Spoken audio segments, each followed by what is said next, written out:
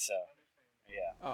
Understandable. I was just gonna. There's one. I've never been like recognized on the street that I know of, but there's one moment where I think it might have happened, and it was when I was in college and I was walking to class, and this like very, I mean, you know, God bless him, but a very obese man, and as I walked by him, he looked at me very, very intently. And I kind of looked at him from out of the corner of my eye, and he looked away, and then I looked away, and I saw him look back at me and like stare at me. And so I don't know if, I mean, you know, he could have just been a weirdo, but I don't know. That's the only story I have. Like maybe someone knew me. He saw the YouTube poop in your eyes. Well, there's been like one or two places where I showed my face on video, so it's theoretically possible that he could have. Mm-hmm. He could have seen it. Yeah. Disclaimer: Crossing the Line is not a show intended to bully or harass anyone. Do not go out of your way to find or mess with the authors featured on our podcast. They make what we do possible, and we love them. And you. Thanks. Enjoy. God, that scared the hell out of me. Holy crap, that's intimidating. I would have been more intimidated if he like walked up to me and was like, "What's your name?" Or, you know, something like that. I'd be like, scratching his stomach, like, "What's your name?" Yeah, G-Pool actually works in the only game store in town. Well, there's a GameStop, but the only not GameStop store in town. And so he gets a lot of strange experiences. Yeah, GameStop is another world. Well, it's like a small game store, so he has all like the PS2, NES, any games that aren't like super modern. So he gets a lot of like, I don't know. Freaks. Are you familiar with? I don't know how closely you follow my channel, but are you familiar with Call Amberlamps? Yeah, I actually watched I watched all your newer videos to get caught up. I've been following you. Okay, cool. I'm a fan. I've been watching your videos since like 10 years ago, I guess. But I saw that video on my sub, but I think it kind of disappeared because it was like a live action video, so I didn't really notice it. Yeah. So I watched it again today, and man, that guy can keep a straight face. It's incredible. Yeah. So that's my friend Nick, and his channel is Call Amberlamps, so he plays that character exclusively. And he used to work at GameStop, which I thought was very funny. Like, oh yeah, Call Amberlamps. Of course, he works at GameStop. Of course. Not only did he work at GameStop, he was a manager at GameStop. Holy crap! So so he doesn't do that anymore, but he did for a while, and I thought that was very fun. Yeah, I did a lot of. There's one time where someone just sat down in the corner of the store and stayed there for like 6 hours. Oh my god! Holy crap! So that was interesting. Yeah, just in the corner of GameStop, just chilling. He did that a few times too. He did it like a few days in a row. We have like this cryptic security footage video of one of G-Pool's other employees. This guy walks in and like tries to toss a like PS2 game at him, I guess, to like throw it to him for him to catch, but it just nails him in the head. Yeah, my boss sent me security camera footage of that, and he just said LOL. Some guy walks in and just frisbee tosses a game at your head. Oh my god. There is that guy that pulls pranks. I don't know his name. I've just seen him on Twitter and stuff. The guy that put beans in his computer. Oh, I love that video. Yeah. Wait, what? Yeah, there's another one where he brings a bunch of fake games to return to GameStop. Oh, I've seen that one. Yeah. You'll have to fill me in. A man puts beans in his laptop. No, in his computer. Okay, so he has a desktop computer and he fills it up with black beans, and then he calls a tech support, like a Geek Squad guy, to come fix it. And so he opens it up and he sees it filled with beans. And he's like, "What the hell is this? You got your computer full of beans. I've never seen anything like this." That's amazing. Holy shit. And he was like, "Isn't it supposed to be like that?" He's like, No, it's not supposed to be like that." He starts like trying to describe the beans, and he's like, "Are those for like what are those for?" He's like, "No, they're not supposed to be in here." I need to remember his name. He does funny shit like that. Holy shit. Yeah, I've like only seen that video, just like Yeah. swimming lot of stuff around like that. Twitter. What's this component do? These beans. This handful of That's raw the- black beans. Oh, it said on Craigslist it was bean cooled. I don't know if that has anything to do with it. But... Okay, so I'm gonna go ahead and try to introduce you. You should introduce yourself. So you've done Sure. commentary on commercials, gamer videos, TV remixes, but primarily we know you from YouTube Poop. I guess we're just going Yes. now. Yeah, so how would you describe Sure. yourself? Okay, so my username is Attackofthehank. I made my YouTube channel when I was 14, going on 15. It's been 10 years now, and my 10th anniversary is actually August 14th, and I'm making a video for it. Oh, incredible! So that's kind of- That's when this yeah, so that's that's when kind this of- episode's gonna go up. That's incredible. Yeah. So there you go. This is gonna be. So if you're listening to this is my on the day it comes out. This is my 10th anniversary, and which is pretty crazy. I remember thinking when I made it, when I first made my channel, I was like embarrassed about it because I was like, this is a juvenile, childish thing that I'm doing. I'm probably gonna quit by the time I leave high school because I don't want to be doing this for too long. But then I got over that, and I got over that because I thought that was a dumb place to come from. It's Right. It's a perfectly it's funny. It's a funny medium. Yeah. And I didn't expect to still be making them 10 years from now. And granted, I don't upload hardly at all, but It's okay. I still haven't. Yeah, Yeah. The thing is, I don't earn any money from this. A lot of people that upload frequently on YouTube are making money. I don't. This is purely just for fun. Of course. So I usually will upload like maybe once every 6 months or so. But there is something coming up on my anniversary, and I'm going to premiere it. So look out for that. Oh yeah, very excited for it, man. That's awesome. So, and then also, I make YouTube poop. I don't like calling it that because I think that sounds really dumb, and it really downplays the work that goes into it as something stupid. When it first started, it was just like chopping up a video and uploading it, so I guess it sort of made sense. But now it's something. Now it's incredible. Like some people that are making that stuff Yeah. are like the best video editors I've ever seen. I think And some people. Oh, sorry. Yeah, I was just gonna say, like, some people call it remixes, some people call it edits, but that kind of has different connotation. People don't really know what you're talking about when you call it that. Yeah. But anyway, I make edits of primarily King of the Hill. That's what got me famous, but I make it for all sorts of things. But on top of that, I've kind of branched out and doing other stuff. I've done commentary on commercials. I've done dubs of things, and recently my biggest pride and joy is a mockumentary called Enigmatic Truth with my friend Call Amber Lamps on YouTube, and it follows me, a documentarian, going to meet this character on YouTube called Call Amber Lamps, who is, I would describe as a chronically awkward man-child, and trying to explore his life and basically failing to do that. So that is, and that involved, it's also sort of a personal thing because that was the first time I met my friend Nick, who lives in Iowa. So I actually flew out to meet him, and we decided to make that. So, That's awesome. and I think that's pretty much my introduction. Amazing. I just watched it today before the interview, and I liked it a lot. I'd recommend watching it if you guys would. Yeah, it's another, it's just a passion project. We didn't make any money off it or anything, and we're always trying to get more eyes on it. But it's been out for a year now, so we're not expecting it to blow up or anything. Yeah. But Yeah. but we're both proud of it. So Yeah, no, like we pretty much just do this just because it's fun. We like getting to hang out with each other and make something Yeah. out of it. Yeah, we've been doing this for about 3 years now, and views fluctuate from anywhere from like 50 views to 1,000. But yeah, it's just for fun mainly. We wouldn't have been doing it this long if we didn't enjoy it. yeah, I think that's the reason you should really create anything. I guess if you feel like that's your best way to make money, then I guess you can do it with that intention. But I feel like it's not going to be very entertaining unless you're doing it because you care about it. Yeah, it's not entertaining, and you yourself aren't going to enjoy it. So then, why are you making that your work when you could be like a doctor or something? An example I think would be Chills. Are you familiar with Chills on YouTube? I've heard Oh of yeah, it. he's the Yeah, guy that talks funny. Yeah.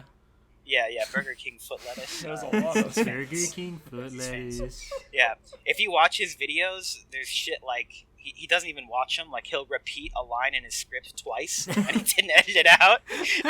And that is someone, I think, who's just doing it to make money, which is fine. But it's also like you can tell he's just like, I just want to get this out of the way and not worry about The it. experience is cheaper. Oh, this guy's kind of like J Station and the other dudes that do that. Oh no. Now at least, I don't know if he was. Yeah, he's in like the top 5 vein of things, but essentially yes. Yeah, The top 5 of Ahmed Mo videos. we were really into like all those guys earlier this year actually, and following them because they were blowing up. Yeah, I actually really like paranormal stuff. There's not a lot of it on YouTube that's very good. Yeah. Oh yeah. For example, there's like J Station and example, all those there's guys were all just like shitty, fake, stupid videos. But we just watched them and to like see how these guys could possibly portray this in any semblance of realism.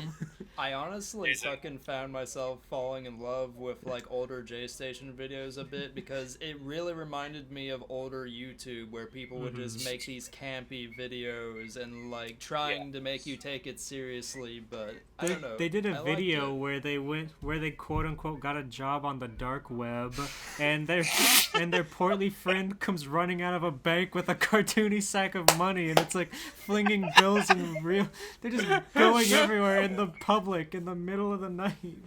People are driving by and they just see this man run out with a bag full of money. It's like, what is going on? Why are you doing this? Oh, that's right. Their job was to be a fucking getaway car for the supposed robber, and it's just obviously his portly roommate with a fucking ski mask. Who's been in like 1,000 other videos of his. And he talking with like a deep voice. Oh god. I hired a dark web assassin to kill me at 3 a.m. Do not try it home. Yeah, no, that's exactly what they would do. Oh yeah. The one guy. And they have their friend like tap on their window or something at 3 a.m. Like, whoa, guys, what was that? What the frick, guys? Like J Station himself actually, like, I guess quote unquote reformed, where he's like, I don't want to do this anymore because it's wrong that I'm making all this dumb bullshit and making so much money off of it. But then his portly friend Ahmed Mo just kept going with it, and he keeps making the same exact videos every week for like years now. We made one where it's like finding Siren Head in the forest, and he has this horrible 3D rig of him that just walks forward. It's the shittiest thing I've ever seen.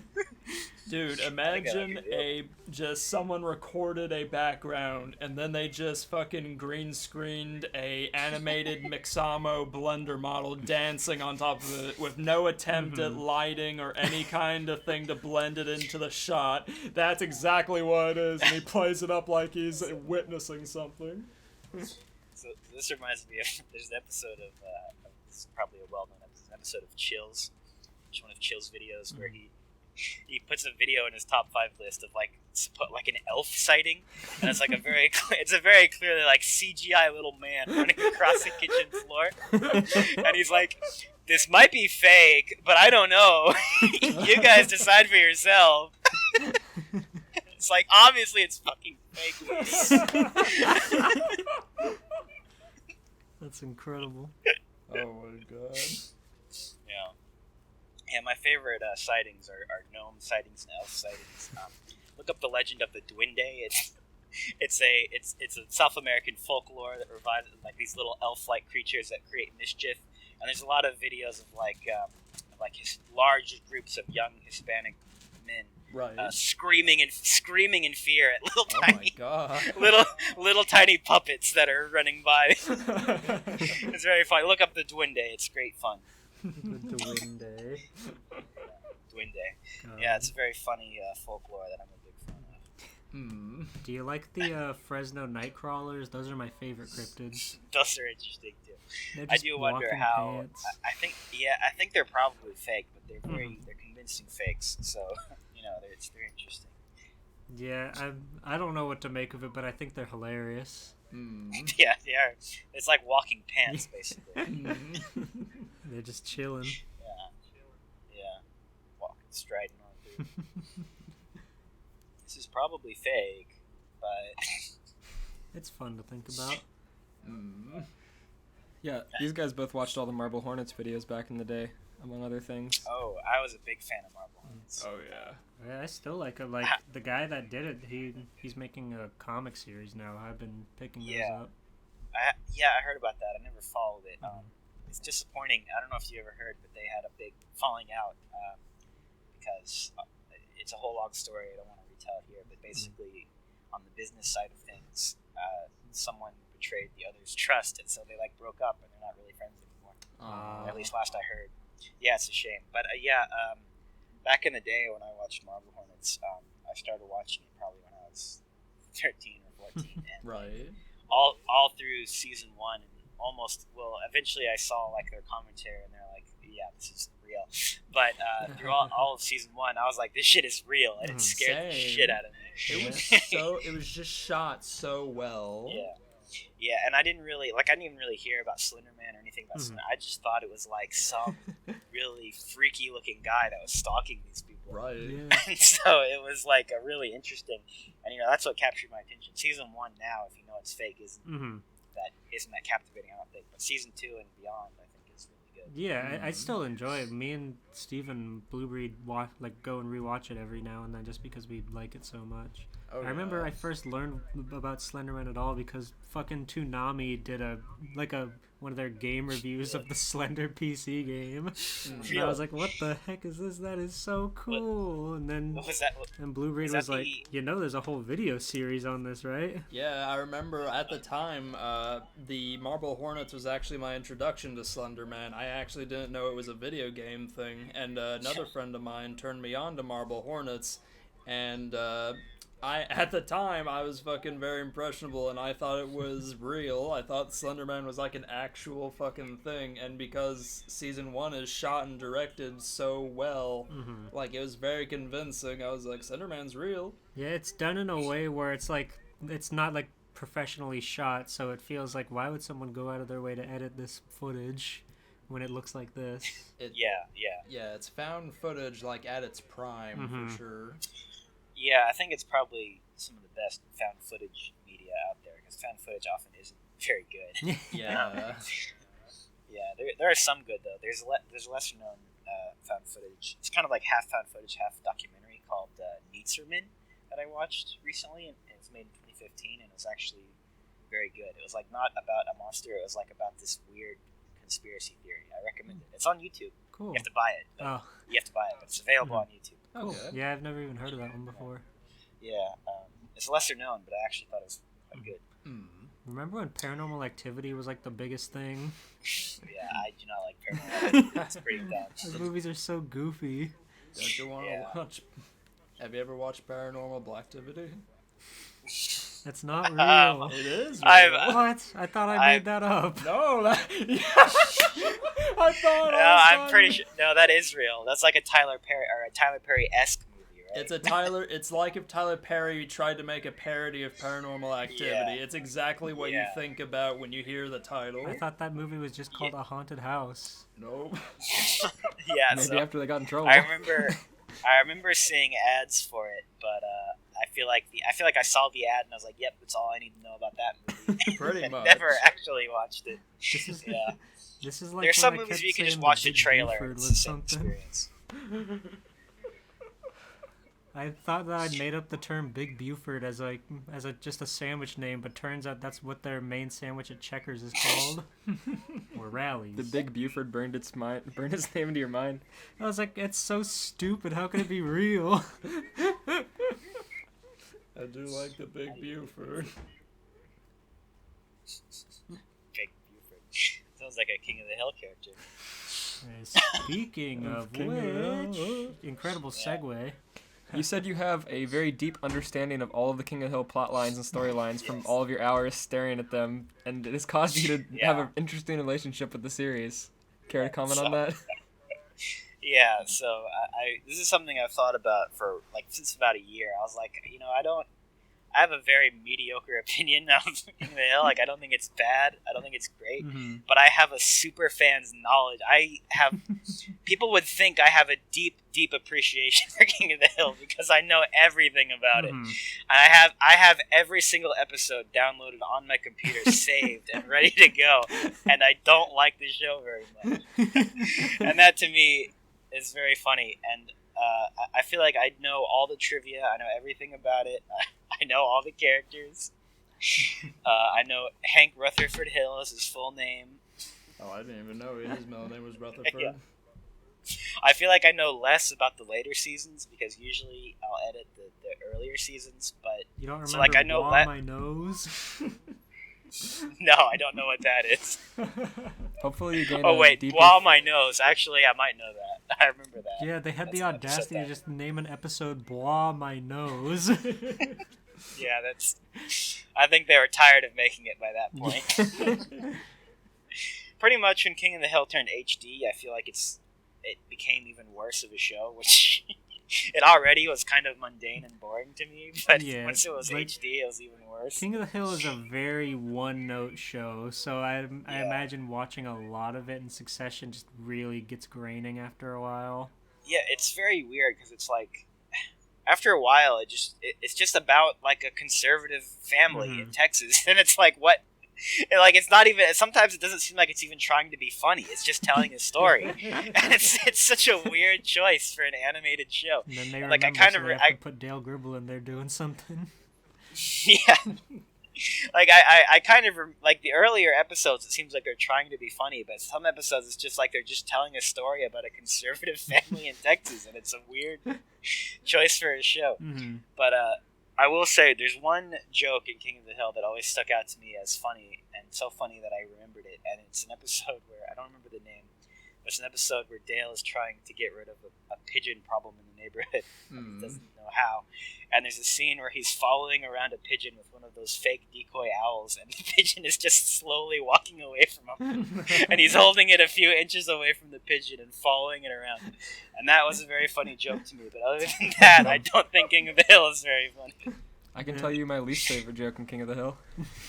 Okay. It's that they tried to revolve an episode around Chuck Mangione hiding out in the specific wall to Walmart that was- or whatever it's called. Oh, that's right. Yeah. The Megalomart. The specific Yeah, that was a Megalomart. dumb episode. It's like That was a dumb episode. specifically your Megalomart. Isn't this supposed to be like a countrywide chain? What are the chances? I feel like such a jump the shark Yeah. moment. I don't know where Chuck Mangione lives IRL, but Yeah. Probably not Arlen. probably not. Yeah. And, you know, I also say I think part of the reason that King of the Hill is so mundane to me is that I live very close to Arlington, Oh no. the town that Arlen is based off Oh my of. god, you're cursed. So yeah, so it's like it's just a transcription of like parts of my life that I've experienced before. So it's like, why is this funny to people? So that might be part of it. But, and I actually, for a summer, I even worked at Six Flags, which is in Arlington. So I actually worked in the real life Arlington for a while. Whoa. So That's hilarious. yeah. And it technically canon in King of the Hill because Dale mentioned Six Flags at one point. That's true. Hank takes Bobby to Six Flags. Yeah, he does. Yeah, but is it in the episode? I don't remember. It's not. It's like off screen. He just like says, Yeah. "You just earned yourself a trip to Six Flags." Yeah, that's right. Probably they can't show it on screen because of copyright reasons or something. But You think they get paid enough to draw a roller coaster? that's true. You did take him to a water park once, but that's a little different. Also, a dumb, boring episode where they get in a feud with the surfers. See, I know a lot about this show. I like that one because Bill's out giving himself skin cancer so he can wave to Yeah, people. Right. Oh, That- Like the that- waiver's back, story is- baby. Yeah, that A story or B story is. That's usually what King of the Hill does. Is the A story is like decent and the B story is just fucking dumb. Yeah. So Yeah, like there's one like where Hank's terrified of going outside. Meanwhile, Boomhauer and Bill have a deep fryer in their driveway. yeah, it's like what? It's like these are clearly two different episode ideas that the writers came up with, and they just shoved them together into one episode. They just didn't know what to do with Yeah. this idea. Probably, I imagine the writing process is like someone writes a bunch of B stories and someone writes a bunch of A stories, and they just glue them together in the writing room, just whichever ones they think are best. Which is probably a better writing process than a lot of shows, but is also like ends up in a bunch of boring episodes. Another weird thing they do is they try to make a lot of drama. Like, I remember there's that whole arc of like Megalomart blowing up when Hank worked there, and it was like a whole big deal. Yeah. And there's the episode where Peggy almost died because her parachute didn't deploy, jumping Yeah, out didn't of she it. hit the ground? Which is like- without- Yeah. She hit the ground. Which is like, That yeah, was at which the is end like, of the season. Yeah. yeah. And Hank looks at the camera, and that's where the episode ends. Peggy smashes into the That's a ground. freaking and YouTube proof ending. Yeah, I did like. Peggy splats onto the ground, and that's the end of the She episode. splats the ground. It's the end of the season, and then Which like is so weird, he's like- fucking Cotton Hill helps her with her physical therapy. Is like, if you walk, you can dance on my grave. Yeah, which is so. It's like all these characters are supposed to be dumb caricatures. Why are you trying to make it into like this serious, dramatic show? Family Guy does the same thing. It's like I was it's just like about to you say got these Family Guy big, does the fat, same thing, goofy. like American Dad, Bob's Burgers. Like you got this big fat caricature of a man as a main character, and you got a football shaped head with a baby, and you're like now have a scene where they're crying serious tears about their dead dog. And it's so fucking dumb. Why are you doing that? No one wants to watch I that. have an episode where we kill off a main character. And then bring him back 3 episodes later. Yeah. Someone got a tattoo called "Rest in Peace, Brian" on his leg, remember and that. then the next episode he came back to life. Oh god. Yeah, it, like wasn't He even must a be month so pissed later. about that. I feel like they had like a whole season of Vinny stuff planned, but people just hated it so much that they just like cut to the end of the season. Yeah, This is making me sick to talk about. I hate this so much. I You know. want to watch some No, clips definitely. of Vinny from Family Guy? The next The week, new Italian Vinny dog. best moments. How about next week's topic is just Vinny? Vinny fanfiction. I'm sure you could like scout it down. I'm sure there's Vinny fan fiction. They should have at least kept like I don't see why they couldn't have both dogs in the show, right? No, no, That would no, have no. been it. I feel like the dynamic between Brian and Vinny could have had potentially been funny. I would have been fine with him being like one of the neighbor's dogs or something like that. Yeah. Honestly. Yeah, sure. Quagmire could have. I don't know. Family Guy's a fucking dumb show anyway. I don't watch it. Yeah. Yeah, remember when King- they made King- the Cleveland show? Yeah, and they canceled King of the Hill for it. Which, again, I think King of the Hill is mediocre, but I think it was far superior to the Cleveland Absolutely. show Yeah. and Family Guy. Like, King of the Hill should have ended it regardless, but the fact that Cleveland show is the reason it happened is just Yeah. really dirty. Cleveland show was this very strange and frankly somewhat racist attempt at Mhm. capturing like the black audience. Yeah, With the main Honestly. character being voiced by a fucking white guy, which is really kind of a big deal. I mean, he stopped voicing him now Mhm. because of recent events. So they had a whole show, though, about a black family where he voiced the main character, and they didn't see a problem with that. So that was kind of That's interesting. nuts. Cleveland show just felt like episodes that they couldn't make work for Family Yeah. Guy. Like, And then when this isn't good enough for Family Guy, which is already saying something. yeah. But the Yeah. fact that they had to make another show to get these episodes out there. Yeah. And then when that show got canceled, they just shoved him back Brought into him Family back. Guy. Because why the fuck not? He moved away, and then it's like, well, that didn't work. Let's move back to fucking Quahog. Fans love Cleveland Brown. So Seth MacFarlane shows are very strange because they're all very different from each other. And I think American Dad is actually really funny, and I don't know why. I don't know what the production is like on Family Guy versus American Dad, but American Dad is like legitimately funny, where Family Guy is not. I don't know what the deal with that is. I haven't watched any of them in a good couple of years, but I do Yeah. remember enjoying more American Dad episodes Yeah, than Family Guy. it's strange because Yeah.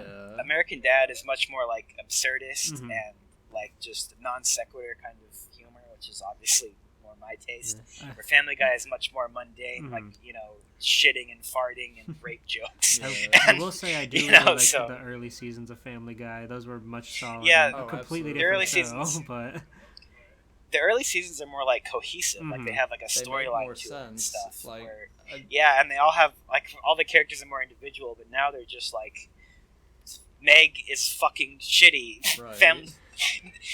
Peter Griffin is like angry Just and a bad- stupid and Peter Griffin and gets dumb and injected with abusive. gay. Haha. Yeah. Griffin is Yeah. just whatever they need him to be at this point. Yeah, and it's very strange the evolution of that show. I don't know what happened. I I think a good way of telling when Family Guy jumped the shark is when Peter Griffin stopped referencing things that a 40-year-old would reference, like the Dukes of Hazzard and 60s Batman, and started referencing Xbox 360 and all this other shit. Street Fighter 2 characters. Because that's what really made him endear to me, was like he actually talked like a 40-year-old trying to live in like a modern society. He had a fucking Dukes of Hazzard watch and shit like that. Something someone his age would really be into. I do like that scene where he's wrestling with the little kid over his watch. So he lost it trying to reach his hand into the claw machine.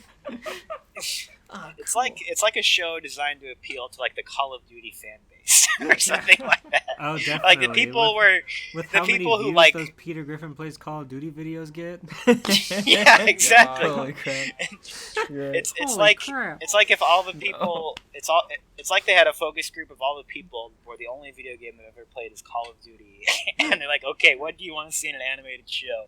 I want to see Peter rail a line of cocaine and then go on a rampage in town. That sounds funny. Yeah, okay. Well, I think the thing about Call of Duty is it's either the 13-year-old kids that are buying it because they're of age to buy that sort of thing, or it's the people that are like haven't grown out of it and still have that kind of mindset anyways, which is perfect. That is a perfect example of Family Guy fans. Yeah. Yeah. Yeah, exactly. 14-year-olds that are just now discovering. Or 14 going on 40. They're going on 40. Exactly. Yeah, like they have the mental equivalent of Andy Milonakis. Holy shit. Jesus Christ. Although Andy Milonakis, I think, is funny and interesting. Yeah, I hope he's doing okay disparaging with whatever he's doing. Yeah. Which is really, one time I remember there's a video where he tried to buy nicotine gum, and his ID says he's like 40, and they wouldn't sell it to him because they thought it was fake. Yeah. I was like, that's got to be hard to deal with. Like, how does he buy anything? He has to be 18 or older for. They must not believe him. Yeah. I can't believe MTV gave him a show. Yeah. That show is His so show is funny. whack. His show is kind of a precursor to like Eric Andre, where I would he agree, like yeah. he used the fact that he looked like a kid to like fuck with people, and it's like, what the fuck is this kid doing? Where's his parents?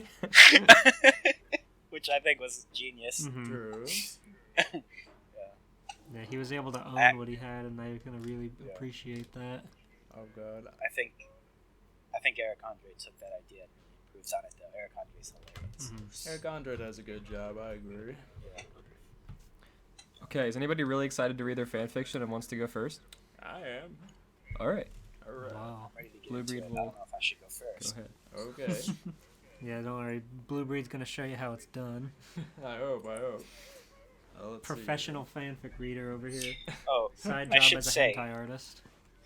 I meant to say this when I introduced myself before we get into it. I just want to say that something a lot of my internet following probably does not know is I am actually an English major. English technical communication double major. I just graduated this year. And I focused on creative writing, so I actually have a lot of knowledge and expertise about creative writing. And I want to be an author, so I have a lot of stories that I've written in my catalog. So I feel like I'm qualified to commentate on the quality of the writing of these stories. Hell Just yeah. to Good address that news. aspect You of can it. throw all that out the window. None of that applies. We're lucky if there's proper grammar. We're lucky if there's Yeah. periods, if there's references to who's No, speaking. If there's paragraphs. If there's a I'm very title. aware. But I just want to get out that I am a college graduate with an English degree reading this stuff. You're the most so- qualified just person to be here. Hell yeah. right, just to get that as like a precursor to what is about to happen. Once in a while, we'll actually get some writing that's like incredibly good, and we're like, who is like a covert English major here writing these stories? We read this Right. one Scooby-Doo one for our anniversary that I finished recently. That was like, it just went off into like poetry for like pages, and it was just nothing. It was like a descent into madness. It was like a. Scooby and Shaggy go to Chipotle and then just go. It was insane. It was like a Cthulhu-esque story of like elder madness, like Scooby and Shaggy at Chipotle. It was really, really bizarre. It was really, really well written though. Like I had a great time reading it. Instead of let's all go to the malt shop, let's all go to the Chipotle. And then I've read stories where I've literally run out of breath because it's paragraphs of run-on sentences with no punctuation. Yes. big problem. When I imagine these are written by. So I used to write when I was like a little kid. Mhm. Like I started when I was probably 10, and Yeah. I didn't understand punctuation. So I wrote an entire story with 0 punctuation, and I can only imagine what reading that was like. Yeah, I imagine a lot of these people are like around 8th or 9th grade when they have a lot of time Yeah. still, but they're like just starting to get into the Yeah. computer and writing. Mm-hmm. Probably. I also say this is half plug, half part of my life, but I'm a big fan of SCP. That's a big Oh yeah. fandom. I imagine anyone who listens to this probably knows about it. I have a published SCP on the website. Whoa, cool. SCP-2429 is mine. It's not super popular, but it is on the website. So if anyone listening wants to check that out, and it's kind of almost fan fiction in a way because it is in an established universe. Mhm. So, Right.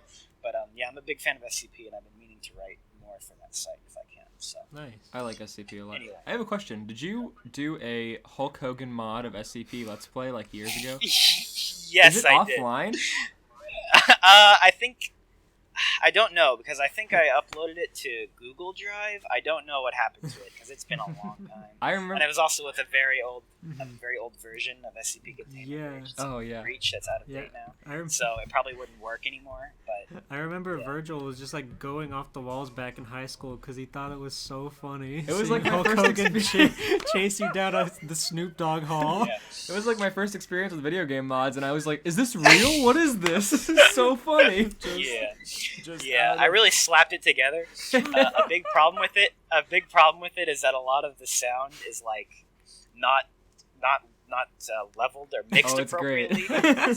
so like some of the sounds are just deafeningly loud. Like you can't realistically play it in a comfortable way. Like, I meant to go back and fix that, but I meant to go back and fix that, but I just never got around to it. So Let us get that.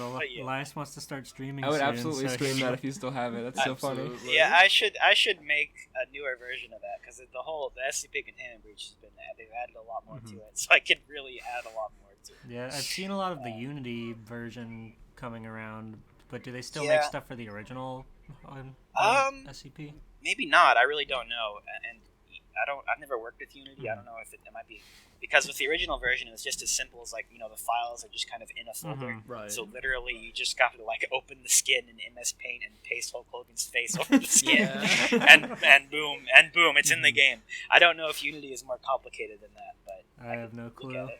And as long as in the new one, out of the blackness, I can still hear. That's all that matters. No, my favorite part of that mod is whenever the 106 Hulk Hogan starts phasing through the ground and you hear the Hulkster's in the house,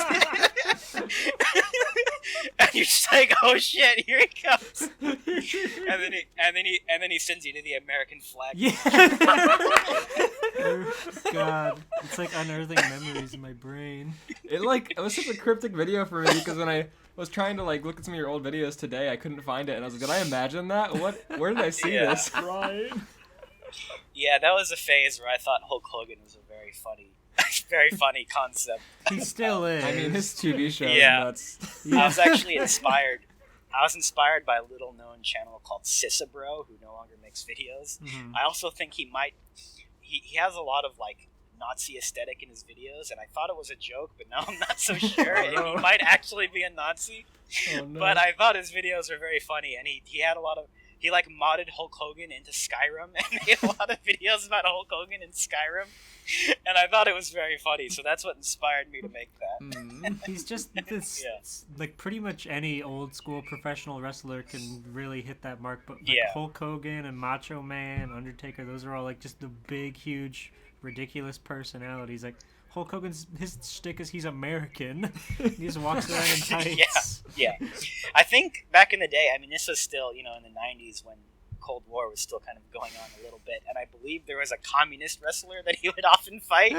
Am I making that up? I'm not sure. I think he was like a Soviet guy. I'm trying to think. Let's see. I don't remember a Soviet, but I remember there was the Iron Sheik.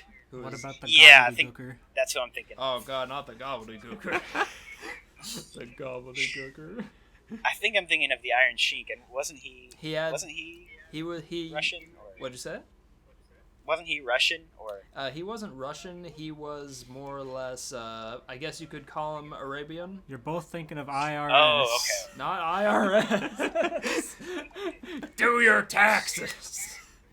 Yeah, I guess Iron Sheik. He is middle. He is like Arabian. What was But it? I guess that Sabu? accent sounds that accent sounds vaguely similar to a Russian accent. So, Mm-hmm. or at least to me it does. To me it does. Maybe I just have a bad ear for accents. No, I got you. What about when there was the giant chicken egg in the arena, and they said, what could be in that egg? And then it hatched, and it was the gobbledygooker, and then the wrestlers had to fight the gobbledygooker. I don't know much about wrestling, but it sounds great. Okay, did you know that originally the Undertaker was supposed to fucking be under that mask? Instead of being the dead man shtick, he was supposed to be a chicken. No, he was just gonna play both characters. That's foul. I know. Good one. Oh, God. Okay, so I feel like I distracted us from the fan fiction. No, you're It- fine. It's all been It's good okay, conversation. we so love but if we segues want to on get this back into fan podcast. fiction, we can. Look, for all we know, we could have just read the entire one just now. Friggin' Hank Person killed. That's true. Hank Maybe Hill it's walking just through a a very- dark alley. It's like that's with him going, I'm about to bust, and then he goes in, and then there's the 173 staring at him. Did somebody make that? Get on that. Hurry. Hank Hill witnesses the hatching of the gobbledygooker. I need to include that in the 10th anniversary. But that's a good exploitable scene where he walks in. Just that one, like, I don't know, I need to try to find the actual green screen of it, but I've seen so many of him like, I'm about to bust. And he walks in the building, and then it's like Cynthia from Pokemon. Yeah.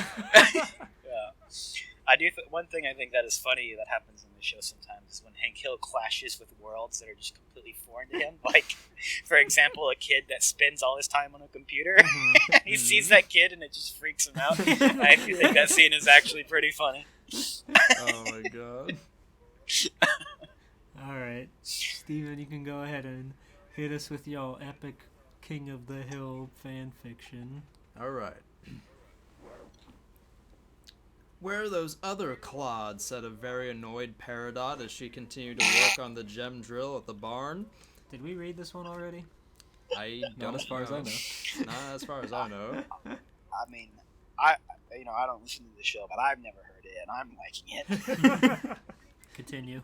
It was a normal day for Beach City. No gem monsters, no gem missions, nothing, which made Peridot No even TV. more infuriated that no one was helping her. Do they not care that the cluster is going to destroy the planet? Said Peridot to herself. However, things were about to take an unexpected turn.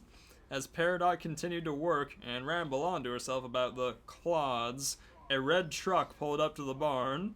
The red truck was holding 6 propane cylinders in its trunk, and all of the cylinders read Strickland Propane. Peridot decided to stop working and investigate what this truck was doing there. As she walked up to the truck, a human stepped out of it. Peridot was not very happy about this. She was already not happy as it was, but she really didn't want to talk to a random human. Hank Hill, Strickland Propane. Said the man happily. However, this just confused Peridot. Okay, sounds pretty good. Why are you propane? Asked the confused Peridot. Hank just stared at her for a moment, not knowing what to say. I will say that they've captured the humor that would be in Steven Universe. It's very accurate to the show. And Hank Hill poorly green screened on top of the background. Yeah, I could probably make this. Honestly, all reused footage. Continue. Are your parents home? Asked Hank. Parents? I'm no child! Screamed Peridot. Hank looked a little scared. However, I would like for one of the other gems to explain why you're here. If only I knew where they were. Meanwhile, Steven and Amethyst were hanging out in Beach City with Connie. Pearl was nowhere to be found, and Garnet was watching rock porn, which consists of Dwayne The Rock Johnson wearing no shirt, staring at the camera seductively while holding 2 rocks and repeatedly hitting them together. This is hot, said Garnet to herself. Or they, however the fuck you faggots refer to her as. Holy shit. Jesus Christ. This took a weird turn. Wasn't this just Sagan's story? No, I don't think so. Why did he No, include it's the not. rock? Oh, That is. doesn't make He's- any he's Big Boy sense. right now. Oh, okay, that This is by our explains. pal Just Sagan, who we've had on the cast. Oh, hell yeah. We have read this one before, but please continue for. Okay. Okay, there was a part 2. I just decided to go with part 1 because I wasn't sure if I remember the first one. Well, that's good. Yeah, of course. As always, we read these verbatim. Of course. Let's see here. Back at the barn, after Hank got the propane tanks off the truck, Peridot began inspecting them. While Hank was just staring at her in confusion. Are these weapons? Asked Peridot. I can assure you that these great blessings of God are not weapons. Said a very proud Hank Hill. Are you sure? Because they smell like weapons, said Peridot. If you wanted a toxic weapon, then you should have gotten that bastard gas, Hank said sternly. Peridot then pulled out her voice recorder. Some human has come to the barn, bringing with him some kind of gas called propane. The human named Hank Hill claims that's not a weapon, but how could something that smells so terrible not be a Ow! Peridot was interrupted by Hank Hill punching her in the face, which knocked her onto the ground. Shut up, you little bitch! Screamed Hank Hill. I'm sick of you illegal aliens coming to our planet and talking shit about our propane. Trump is right. We do need to build a wall around Earth.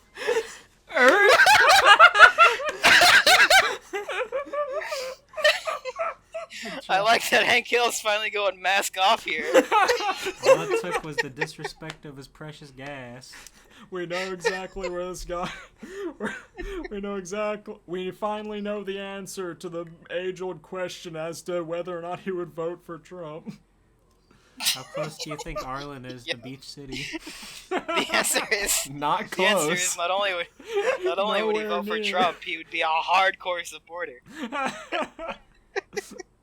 Hank was about to leave, but something was happening to him. What did he do? Just drop off the tanks?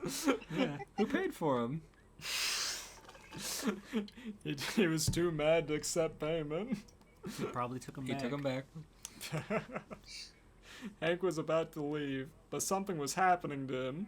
He could feel it inside him. It was his narrow urethra. He could feel it expanding. Whoa. At that moment, he knew he was cured.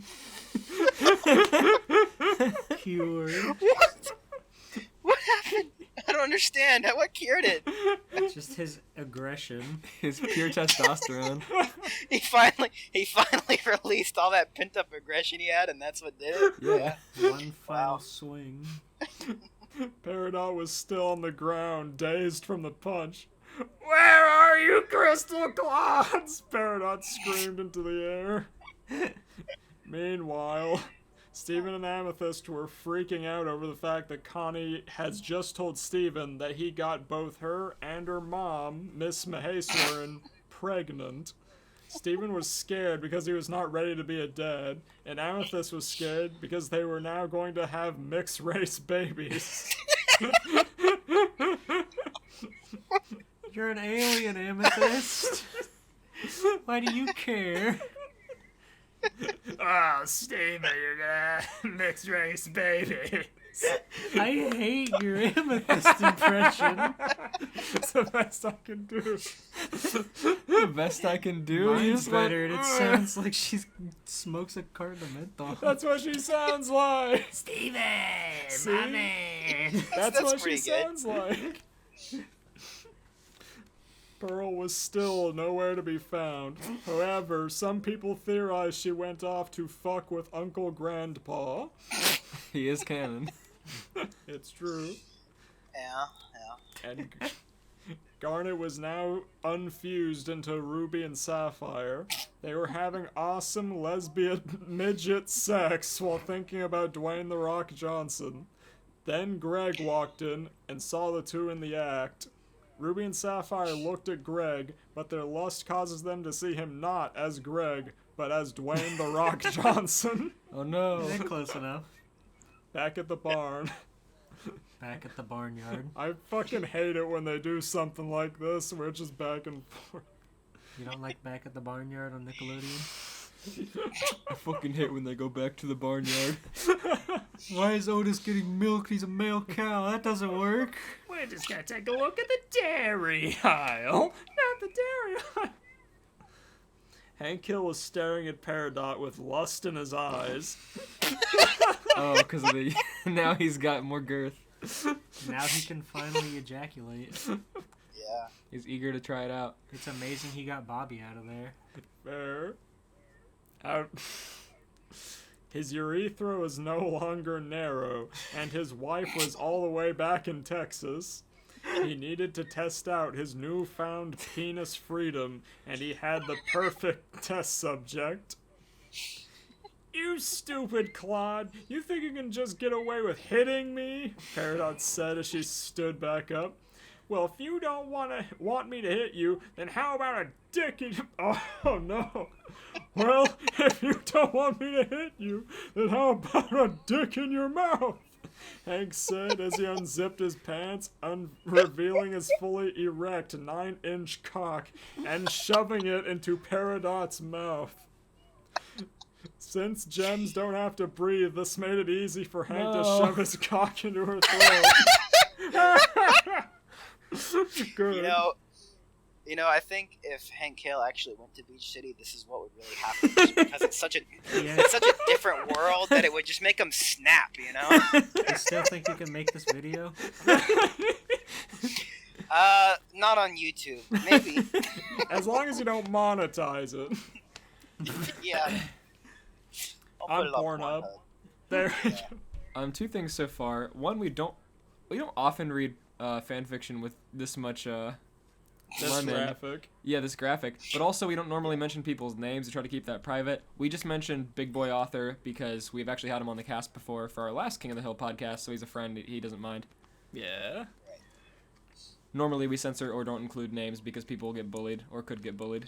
Yeah. Yeah. Well, also, I get the feeling, I mean, who really knows, but I get the feeling this is, like, intentionally funny. Oh, so, yeah. It is. Yeah, again, we got this guy on the show because we kept finding his stories by accident when we were looking stuff up. Yeah. Yeah. And I mean, if it's intentionally funny, then they probably want you to share their name. Because, you know, then it's Absolutely, publicity. but there's a lot of stuff that is not intentionally funny, and it doesn't feel right to, like, out them for people to go out and do whatever. Yeah. Yeah, especially if they're, like, kids. For Yeah. sure, for sure. Or a kid that is no longer a kid but wrote this a decade ago. Yeah. After about 3 minutes, Hank screamed, Oh my god! And climaxed into her mouth. With Hank suffering from blue balls for so many years, there was so much sperm that it started to leak out of Peridot's nose. As Hank pulled his cock out, Peridot fell to her knees. However, Hank was not done yet. Incredible. This is good. That tears it! I'm fucking your ass! Screamed Hank. What are you? That's such a jump! That tears it? What did she do? Hank then. No. Hank then. Here's where my King of the Hill knowledge comes into play. I know that is a modified quote from the actual show. Yeah. It says, "What tears it? I'm kicking you." yeah. That is the reference there. Yeah. Oh, I see. It's just funny that he would go through such lengths. He kicks in the metal fence and then chases the guy down the way. It's just funny that's the quote with that action for him to perform. So tears it. abruptly. Fucking your ass. Your boyfriend's gonna be so mad. Hank then Don't hide your head in shame. It's fine, continue. Hank then tore off all of Peridot's clothing and pushed her to the ground. Hank then proceeded to ram his cock into Peridot's ass. Peridot then pulled out her voice recorder. Update. Ow! This pain human appears to with that. Well, that's how how she she is. is. This propane human appears to be attempting to as he puts fuck my ass. I must let him conduct test on me so that I learn more about human culture. There, see, she's consenting. Yeah, It's okay. That solves it. No dubcon in here. If they consent halfway through, then it's fine. This is the new Paradox audition. That's a little porn humor for you. Of course. As the ass fucking was going on, Peridot still wondered where the fuck the crystal gems were. Meanwhile, Stu and Connie were discussing what they were going to do about the fact that not only did Steven knock her up, but also knocked her mom up. Amethyst. Nice. That's awkward. Oh my god. Amethyst was off to give Kami's mom an abortion because one mixed race baby was bad enough, but two is where it crosses the line. Boy, oh boy. Why is Amethyst like this? Holy shit. Amethyst has never cared that much about anything. Pearl was. Well, yeah, she was the only one born on Earth, so she was indoctrinated with a lot of racism. You know? That's fair. Oh, that's true. Pearl was dancing at the strip club. Just kidding, I don't know where the fuck she is. Greg was having three-way sex with Ruby and Sapphire. However, Ruby and Sapphire were pretending he was Dwayne "The Rock" Johnson. Back at the barn. Said Hank as he came in Peridot's ass. Again? Said Hank. As sperm started to leak out of her ass, Hank turned her around. It's time for one more last test, said Hank to Peridot. Peridot was happy. She loved conducting tests, and this was shaping out to be her favorite one yet. Hank smiled and blushed. Peridot smiled and blushed. As she knew what final test Hank Hill was talking about. Hank would never blush. Or smile.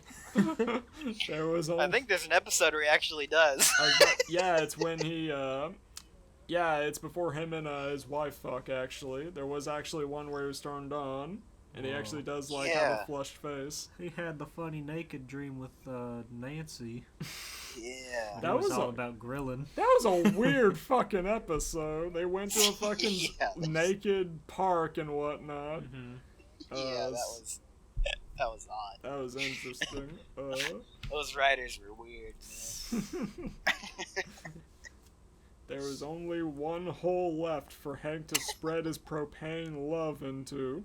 It was what humans called a pussy. Yeah. Ooh. Peridot did not want to wait any yeah. longer, so she spread her legs and prepared for Hank. She really turned around on this. Yeah, yeah, that's interesting. However, Hank needed some backup, so he took some of the propane and began to huff it. What? God's great gas. This gave him the power he needed. Yeah, I fucking blackout. He became so powerful that not even that faggot Garfield could match him. Why Garfield? Okay. Oh, this was back in the time when Garfield was like those buff Garfield memes, remember? How he was like getting all the girls and stuff? Oh, big boy. Yeah, I remember that. It was now time. Penis to vagina, cock to pussy. Hank wasted no time and instantly shoved his cock into Peridot. They both screamed in absolute pleasure. Peridot then pulled out her voice recorder. This test is absolutely wonderful. Why has no one told me of this before? It's ah! Peridot had what humans called an orgasm. A few seconds later, Hank also had an orgasm. However, Hank's sperm was so powerful that it caused Peridot to rocket off of his penis and land next to his truck. Good gag. You guys ever seen the deleted scenes for Hancock? No. Is that real? Cock is so weird. There's a deleted scene for Hancock where he's fucking a girl, and he says, "When I say mountaintop, you have to get off of me." And he says mountaintop and throws her off the top of her, and then it cuts out of the trailer, and you see his cum shoot through the top of the trailer because it's so powerful. Oh my God. That's a real Hancock deleted scene, and that's what that reminded Will me Smith of. is cool. Yeah, man. Yeah, boy. I'm at least glad they had the thought to, like, we shouldn't actually include that in the movie. We can't legally put that in theaters. You know, maybe this is just a little much. Yeah. We can put it on the DVD, but we can't show that in the theater. We can't show this to Will Smith, but we can put it on the DVD.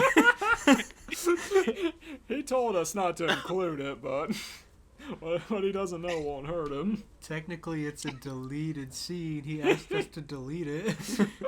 We deleted the first copy. However, before Hank stood up, he noticed something. Someone was watching them. He looked at his truck and noticed someone in the trunk. "Who's there?" asked Hank. Nude. The figure stood up, and to Hank and Peridot's shock, it was Pearl. "Wait, how long have you been there? And where are the other gems?" asked Peridot. Meanwhile, Stephen was ready to accept the honor of becoming a father. Well, that's good. Stephen had decided that he and Connie should go tell Greg. However, when they got to the temple, they saw Greg wearing a Dwayne "The Rock" Johnson mask while fucking Sapphire and Ruby. However, Sapphire knew this would happen and desperately wanted to have sex with Connie, so she asked them to join. Stephen and Alright. This is just an orgy now. Stephen and Connie slowly left the house, and I'm just joking, they all had a massive orgy, and Alright. Greg "The Rock" Johnson showed Stephen how to sex a gem. Also, Amethyst was thrown in prison for attempting an abortion on Connie's mom. That's Who good. turned out not to be pregnant, so she just put on some weight. Aw. Jesus Christ. Wow. I love this. Back at the barn. Back at the barn Sit again. back at the barn like 5 times. The B plot is over. If this is just more porn, I don't want to read anymore. We'll see. How did you get there? Asked Hank. How'd you get there? Asked Hank. I snuck in after you punched Peridot. I was going to see if my plan worked, Pearl said to Hank. Plane? What plane? Asked Hank ill. My plane for you to kill that bitch Peridot. I knew that she would talk shit about your propane. Hank gasped. So you were the one who put in that call. Yes, Hank, but you fucked everything up. You were supposed to kill her, not fuck her. Pearl then looks at Peridot. And you have no idea what true sex is. You have no idea how much sex I have had.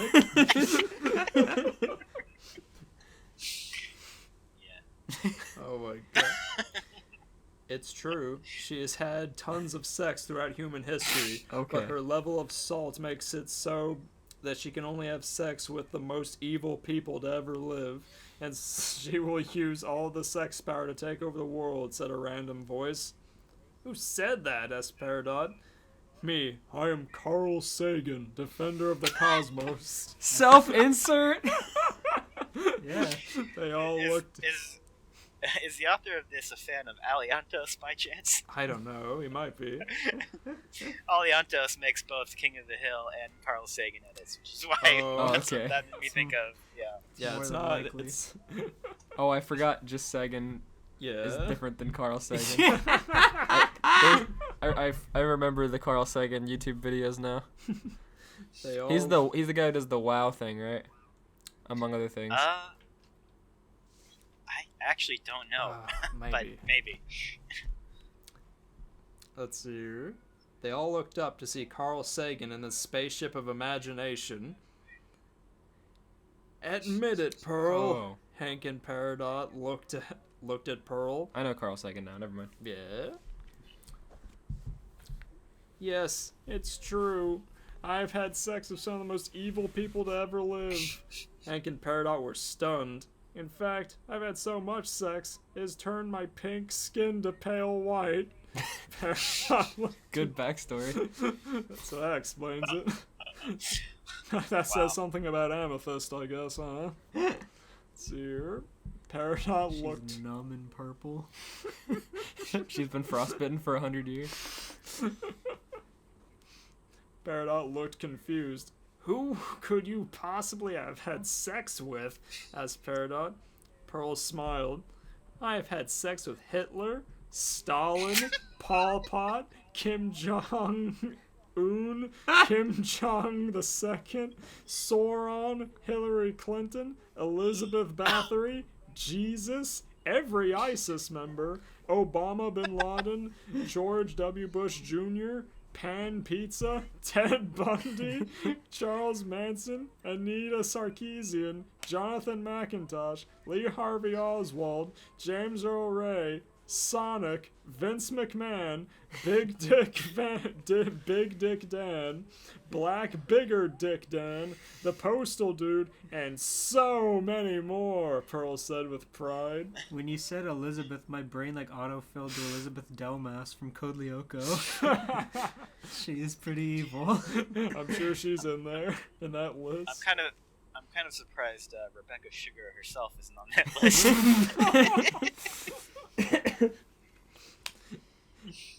Enough talk! Have at you! Screamed Carl Sagan as he jumped out of the spaceship of imagination and charged at Pearl. Pearl summoned her spear, but Carl Sagan already got a punch in before she could even set up defense. His punch dazed her, and he used his opportunity to charge up his Kamehameha. When Pearl regained focus, she was met with a Kamehameha right to her face, and she was instantly poofed. Hank and Peridot cheered Carl Sagan, but Carl did not look happy. Hank cheering. Hank, you must leave now, Carl sternly said to Hank. Your presence here is disturbing the cosmos, and the sex didn't help either. Hank looked sad, but he understood. Okay. But he understood. That's a good character. That's exactly how Hank would react. Yeah, honestly. Okay, Carl Sagan, I understand. But before he could start walking back to his truck, Peridot stopped him. Wait, said Peridot. Before you go, I just want you to know that even though you punched and raped me, this was one of the happiest moments of my life, said Peridot. Hank smiled and said, this was one of the happiest days of my life, too. They smiled and hugged. Wow, a rape turned into a romance. That's interesting. 21st century writing. Hank walked back to his truck and waved goodbye. As he drove away, a tear formed in his eye. After Hank was gone, Peridot wondered what would happen next. Hey, Carl, what should we do with Pearl's gem? Peridot asked. Take it back to the temple. My Kamehameha removed all the evil sperm from her. She is now good, said Carl Sagan. Oh, and Peridot, there is an orgy going on at the temple, said Carl. Thank you, Carl Sagan, but what will you do now? Asked Peridot. Thank you. I'm gonna smoke weed with Snoop Dogg, said Carl Sagan happily. Peridot smiled and waved goodbye as she ran to the temple. Carl Sagan went back to his spaceship of imagination and left. The end. Carl Sagan's a fucking bro.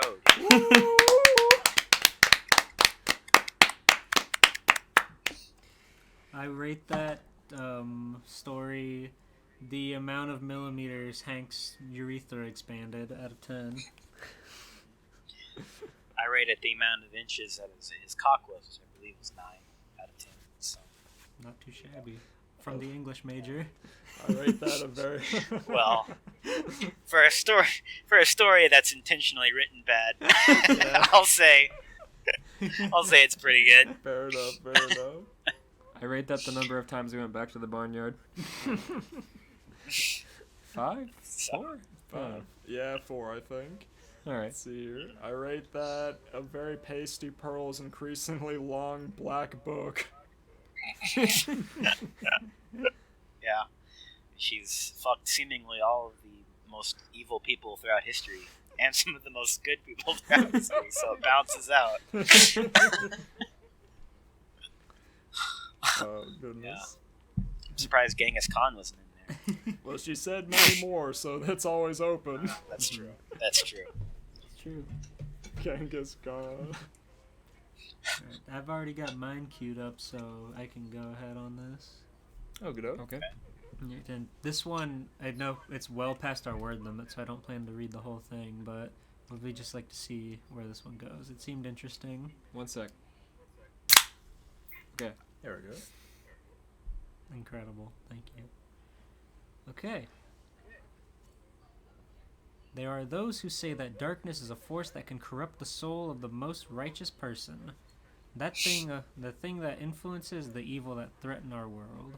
Now, what if I told you that throughout the course of history there were those who used the darkness to punish the wicked, the dishonest, and those to hurt the innocent for nothing but enjoyment? These people were respected figures in their times, ranging from kings and queens, emperors and sultans, and even to the pharaohs of ancient Egypt. These individuals were able to harness the darkness with 7 mystical items. Those who hold these items can call upon the darkness to challenge those of wicked hearts to a trial that if lost was paid with at a cost. Our story begins in the small town of Arlen, Texas, inside a small ranch house on Rainy Street. Very interesting preamble. That makes me wonder where this is gonna go. Good. Bobby Hill was sleeping peacefully in his bed until his alarm went off. He got out of bed and shut the contraption off as it rang for the 3rd time. With his shower taken, his clothes put on, he headed out into the kitchen where he saw his grandpa sitting at the table eating his breakfast.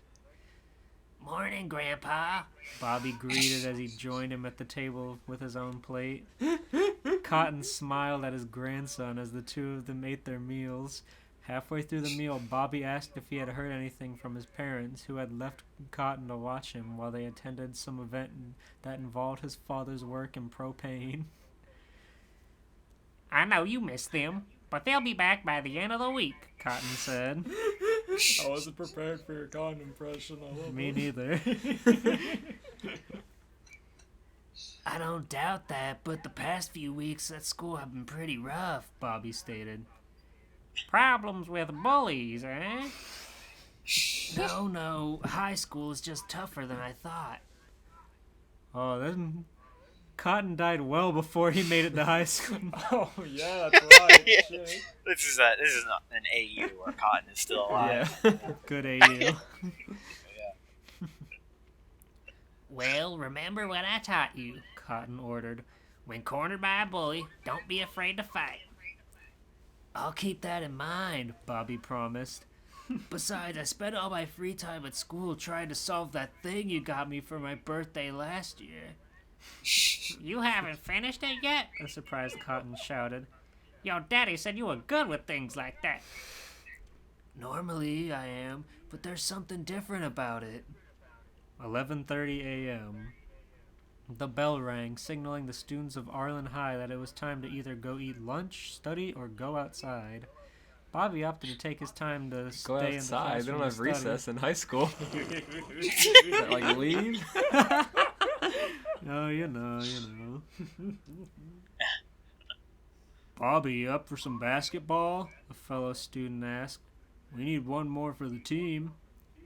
"Thanks for asking, Clive, but I'm going to take this time to catch up on my homework," Bobby said, turning down Clive's invite. "Okay." Poor Clive. What? Said poor Clive. Can't play basketball with Bobby. Can't be with his bro. "Okay then, if that's what you want." When Clive left the room, Bobby quickly reached into his school bag and took something out. The thing wasn't a school book or anything related to homework. It was a golden box with hieroglyphs and an eye carved into it. I wonder if I can finish it today, Bobby wondered out loud.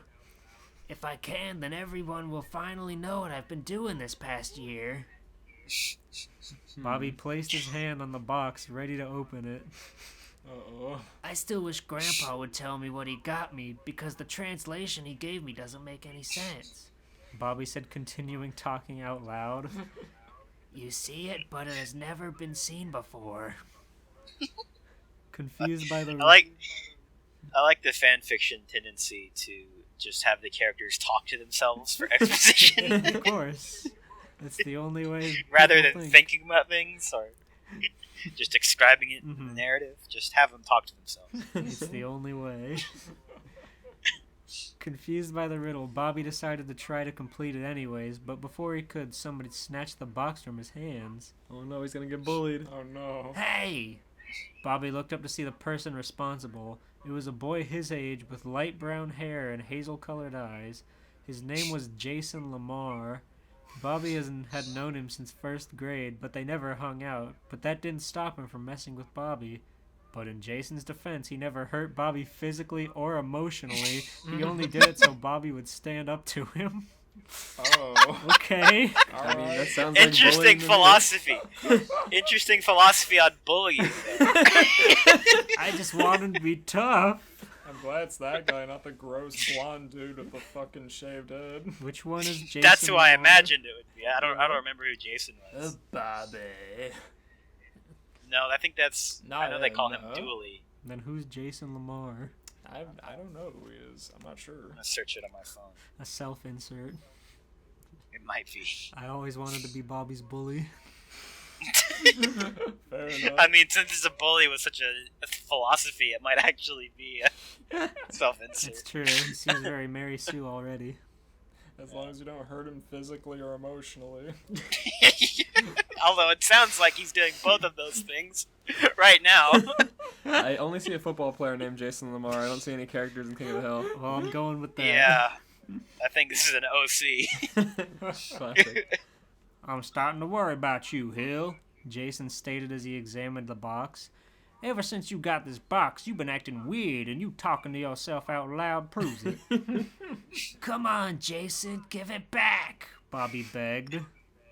Being a few inches taller than Bobby gave Jason the advantage as he held the box above Bobby, who tried his best to reach up and grab it. Oh no. Please, please, please give it back. Jason sighed as Bobby's whining started to annoy him. Fine, I'll tell you what, Hill. If you punch me in the chest, I'll give this box back, Jason offered. Okay. You know I detest violence, Bobby shouted. Oh. Cotton would be so mad. God would have a gun. If that is how you feel, Jason said before throwing the box. Redcorn, heads up! No way! Bobby watched as his box flew in the hands of Joseph Redcorn, Jason Wait a Lamar's minute. best friend and son of Hold local on. New Age healer John Redcorn. This is near you. Are you telling me that in this universe of this story, the whole affair with John Redcord came to a head and she divorced Dale? In this, Or what? In this AU, Nancy really did have sex with John Redcorn. Yeah, Holy shit. She wasn't impregnated by the aliens. right. Good throw, dude. Joseph chuckled as he and Jason began a game of keep away. He's not Guys. friends with Bobby in this universe. How is It's Joseph's best universe. Yeah, he's also. anyone intimidated by Joseph? His dad's John Redcorn. He's huge in high school, right? Like he has muscles, but Yeah. like with his shirt on, Yeah, he that looks so unintimidating. Remember the episode where Dale told him to tackle him and then he just Yeah. bored him in the middle of the street? He sicked him on Bill. Guys, come on. The box is really valuable to me, Bobby pleaded as he did his best to catch the box in between throws. What's so special about it anyway? Oh wait, that's Jason. Jason asked, thus pausing the game. You can look if you want, but don't touch anything inside. You can look if you want, but don't touch anything inside. Okay, I was gonna say inside, you can look if, but but nary don't touch touch it. anything. Bobby turned into a fucking prophet from this cave of wonders he keeps around. I don't know, Bobby's a freak, so I believe it. I wish. With a quick peek, Jason looked in the box, but didn't find the content of the box interesting, so he resumed their game. Suddenly, in the middle of the game, an extra hand grabbed the box in midair. The three boys looked to see the owner of the hand was a girl with dark red hair and green eyes. Her name was Jade LaRue, the new girl in school and Bobby's neighbor. Unlike Lamar and Redcorn, she actually hung out with Bobby during parts of the summer after she moved from Louisiana. So now we've got more OCs than actual characters. Yeah. I expect her to be a very Not an balanced, omnipresent reasonable being with character perfect traits. that isn't like a reward for Bobby. I expect her to be a very fleshed out Bobby's gonna fucking human character. Not a bombshell, no. No. I think it's just going to be a realistic friendship. She It's does not have gonna dark date red or hair and anything green like eyes, that. despite characters not having their eye color drawn in the show. That's very It's true gonna too. be the most deserved relationship we've ever heard. Definitely. It's going to be a very realistic relationship with problems and all that. What are you two idiots doing? Jade demanded. Relax, LaRue. Redcorn and I were just trying to help Hillman up. Well, you two need to grow up and quit bullying Bobby. We weren't. Get out! Whatever. I was getting hungry anyways. Bobby watched as the two of them left the classroom. Jade handed the box back to Bobby, who returned to his desk. She sat sideways in the desk in front of him. So what's so special about this box? She asked. It's a long story, Bobby informed. I got time. Oh, they're really hitting it off. LaRue and Bobby. What happened to Connie? She's somewhere else. Is she pregnant no. with mixed John race would never babies, let that perhaps? happen. Yeah, I'm probably. sure in this one, Khan and his family never came to America. In this AU, it's Connie from Yeah. Steven Universe. The next door Mahoiserans. They're both named basically the same Connie. character. They're both Laotian. Are you Chinese? Studious or Japanese? bookworms. They both play the Yeah. violin. No, Laotian. We're Laotian. We're from Laos. Another Asian character Of played course. by a white man, by the way. They probably have like 5 voice actors for the whole show. Yeah. Let's see. Yeah. In the hallway, Jason was discussing the events that just transpired in the classroom. Who does LaRue think she is? Jason complained. We were only trying to get Hill to stick up for himself. What if she was right about us being bullies? Joseph questioned.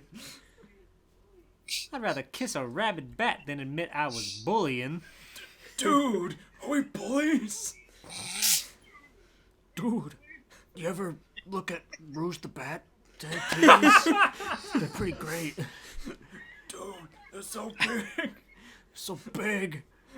They move. I love that fucking... Even on the GameCube.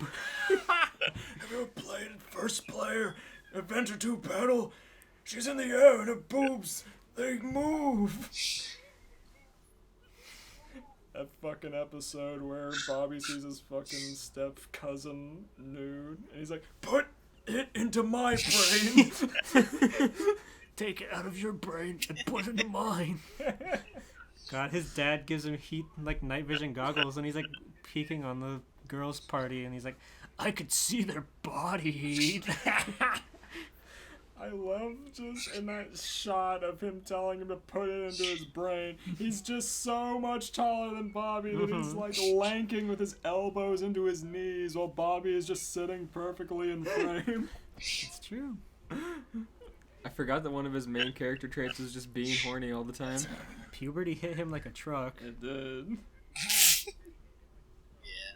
Jason was cut off when he bumped into someone causing him and Joseph to fall to the floor. Looking up, they saw the person they ran into was a large student with a bulky build. The person looked down at them with an apologetic look on their face. "I'm so sorry," he said as he helped them up. "Don't worry about it," Jason said as he brushed himself off. "We were the ones that ran into you." "Totally our fault, dude," Joseph added before taking a good look at the student. Why are they so nice to this guy? They're just like torturing Bobby, and now this happens, and they're like so nice to him. This guy sticks up for himself. There's no need to badger him. Yeah, that's true. That's true. They're very philosophical, philosophically consistent bullies. Joseph froze in fear as he recognized the person standing before them. I couldn't overhelp but overhear you two talking about bullying," the student said. "Are you bullying someone?" "Completely misunderstanding," Jason explained. "You see, we were talking about bowling," Joseph shouted. Jason stared at Joseph as he went on a ranting while explaining they had plans to go bowling after school. "You see, Jason said bowling, not bullying." "I guess that makes sense, but I just want to remind you that bullying is wrong, no matter the reason." The duo watched as the guy walked away from, and as soon as he was out of their sight, Joseph received a smack from Jason. "Bowling, are you serious? You know that we both suck at it." "He didn't know, and trust me when I say you don't want him to know about us bullying Bobby." Who is this badass? Why is that, Red Corn? They accept it. I like that they accept that they were indeed bullying Bobby out. Earlier, that was an argument, but That guy was Lenny Dukes, the strongest senior in school. Lenny Dukes. He's on top of the Lenny fucking mountain. Though you don't fuck with Lenny, dude. Lenny's at the top of the power ranking. The S tier. yeah, he's S tier. Yeah, SS plus. Seems like a nice guy. I can't image him hurting anybody. As long as he doesn't find out how we treat Bobby, then we should be safe. How we will continue to treat Bobby. We can't give this up. He needs to defend himself. Their resolve crumbled so hard.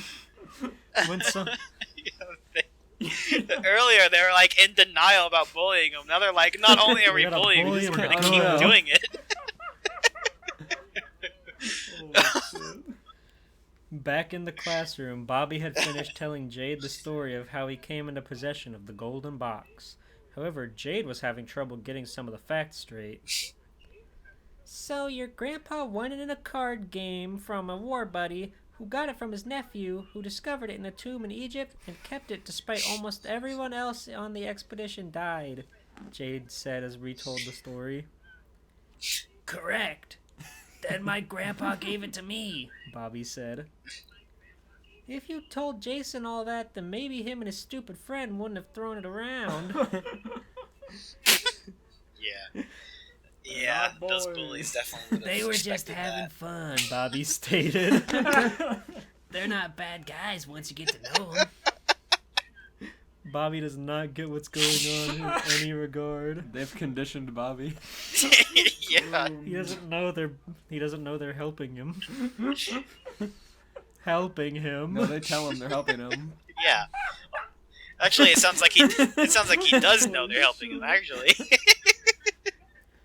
I guess, but Jason did have a point when he said that you need to stand up and defend yourself. This poor gaslighted tubby fucker. This was clearly written by someone with a certain perspective on There's bullying. always a top dog, and there's always a dog above that dog. No, you see, when they bully me, they're actually helping me. They're See, beating Bobby the agrees rain with out them. of He me. agrees. Soon I'll be a well-respected member of the community. That was me, by the way. I'm not putting that into the story. It's not canon. Okay. Then what would be the point of hanging out with you then? Bobby joked. You're quite the charmer, Bobby Hill, Jade remarked with a chuckle. Oh shit. Things soon settled down when Jade asked to see the contents of the box. Bobby smiled as he lifted the box and revealed to Jade several small gold pieces sitting inside the box. With Bobby's permission, Jade reached in and grabbed one of the pieces to examine. Pretty. It's some type of puzzle, and I haven't finished it, so I don't know what it looks like when completed. Sounds like a headache waiting to happen, Jade stated. At least the box has a cool design. This slow motherfucker with this Millennium Puzzle on his desk in front of him. What I like about this story is that every scene really gets to the point, you know? There's no meandering around, there's no pointless discussions, they just get right to Bobby's it. getting Sure. bullied. What has happened? Not only that, but according to my grandpa, the hieroglyphs write out a message on the box. What does it say? I have trouble enough in English. Hieroglyphs are a completely different language. Bobby can't fucking read. I'm illiterate. He's barely He can literate. read the word barely, Alamo on barely his dad's literate. beer can. The only words he knows how to read are Alamo, W40, His and Hank propane. burned them into his brain. Yeah, They're just trying to beat me into literacy. Yeah. They're just trying to teach me how to read. Jade sat there disappointed as she wouldn't get to hear what the message was, but then something came to her and a smile appeared on her face as she grabbed Bobby's hand. I actually know someone who can help us, she informed as she dragged Bobby away, unaware of the redness on his cheeks. I almost said redneck out of just out of the guy he is. Unaware of his redneck. Unaware of his upbringing. Getting progressively redder. Who would have thought the redneck was playing with hieroglyphs? That's why I can't read it. What does this say? Minutes later, they arrived at the cafeteria where Jade immediately found the person she was looking for. Sitting by themselves at a table eating lunch was a girl with long black hair kept in a ponytail. Jade let go of Bobby's hand and walked over and sat across from the girl. The two talked for a bit, then Jade motioned for Bobby to come over to join them. Bobby Hill, meet Sarah Argentina, my best friend and the biggest expert in all things ancient Egyptian. Of course. Good, you know, Sarah Argentina. At our school, who happens to be an expert in Egyptian writing. He should be named Sarah Egypt. I don't get it. Cleopatra. Sarah Nile. That's Yeah. good. Sphinx Sarah. God, I have to keep coming up with character voices because they're all OCs. Pyramid. What does an Egyptian person sound like? Go ahead. Let's see here. An Egyptian person. They don't talk, they just do the thing with their arms. No, she'll have very cool lines. They talk in pictures. Well, I'm no Daniel Jackson, Sarah modestly stated. Isn't that the guy from the archaeology channel who claimed that the pyramids were landing pads for alien ships? Bobby wondered. He never said that. Sarah shouted enough that the two adjacent tables turned to stare at her. What? Jade waved in embarrassment as they turned back to their table. Oh, so she's not really an Egyptian speaker. She's just like a weeaboo for Egypt. Mm-hmm. Egyptaboo. Oh, okay. He didn't say that. It's not true. I don't think she's really Egyptian, Jay. You don't know anything, Bobby. Sarah, relax. Now, the reason I brought Bobby to you is I'm hoping you could translate some hieroglyphs for him. Only under the condition that he never makes a remark like that regarding Dr. Jackson. I will never make that mistake again, Bobby promised out of fear. He needs to get bullied. How many people are gaslighting this poor kid? He had it coming. Holy shit. He handed Sarah the box so she could study the carvings. Bobby sat there patiently as Sarah wrote down all the hieroglyphs onto a piece of paper so she could read them better. After a few more minutes, the carvings were copied down and the box returned to Bobby. Bad news is that some of these hieroglyphs are obscure, Sarah reported. However, Jade and I know someone who hopefully could translate it. How many people do we need to go through? Shame. Really? If it's Bobby another student, asked. I'm gonna be pissed off. Go to another table. Another OC. I really wish we could just smash cut to the part where Yeah. Bobby's playing through White Dragon already. Where Bobby Instead of dealing with all hospitalized this Connie's bullshit. grandpa in a card game. One thing about fanfictions is they often never get to the actual like climax of the story or anything interesting. They just do this and then end. Yugi's grandpa gets his ass beat in a card game so hard he's hospitalized. Right? Yeah, Kaiba really beat him in cards, I'm sure. Kaiba beat his fucking ass with blue eyes. I'm sure Kaiba didn't lose and then get mad and beat him up. I'm sure Kaiba didn't have his goons hold him up so he could rub his blue eyes in his face. I'm sure Kaiba didn't lose in cards to the person who owns a card game store.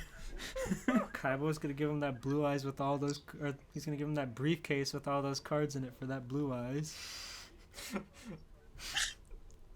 I think amateur writers tend to have a tendency to like worry that everything makes sense, and so like this is why they want to start from the very beginning of like, okay, how does Bobby get the same thing that Yuki had that gave him the heart of the cards or whatever?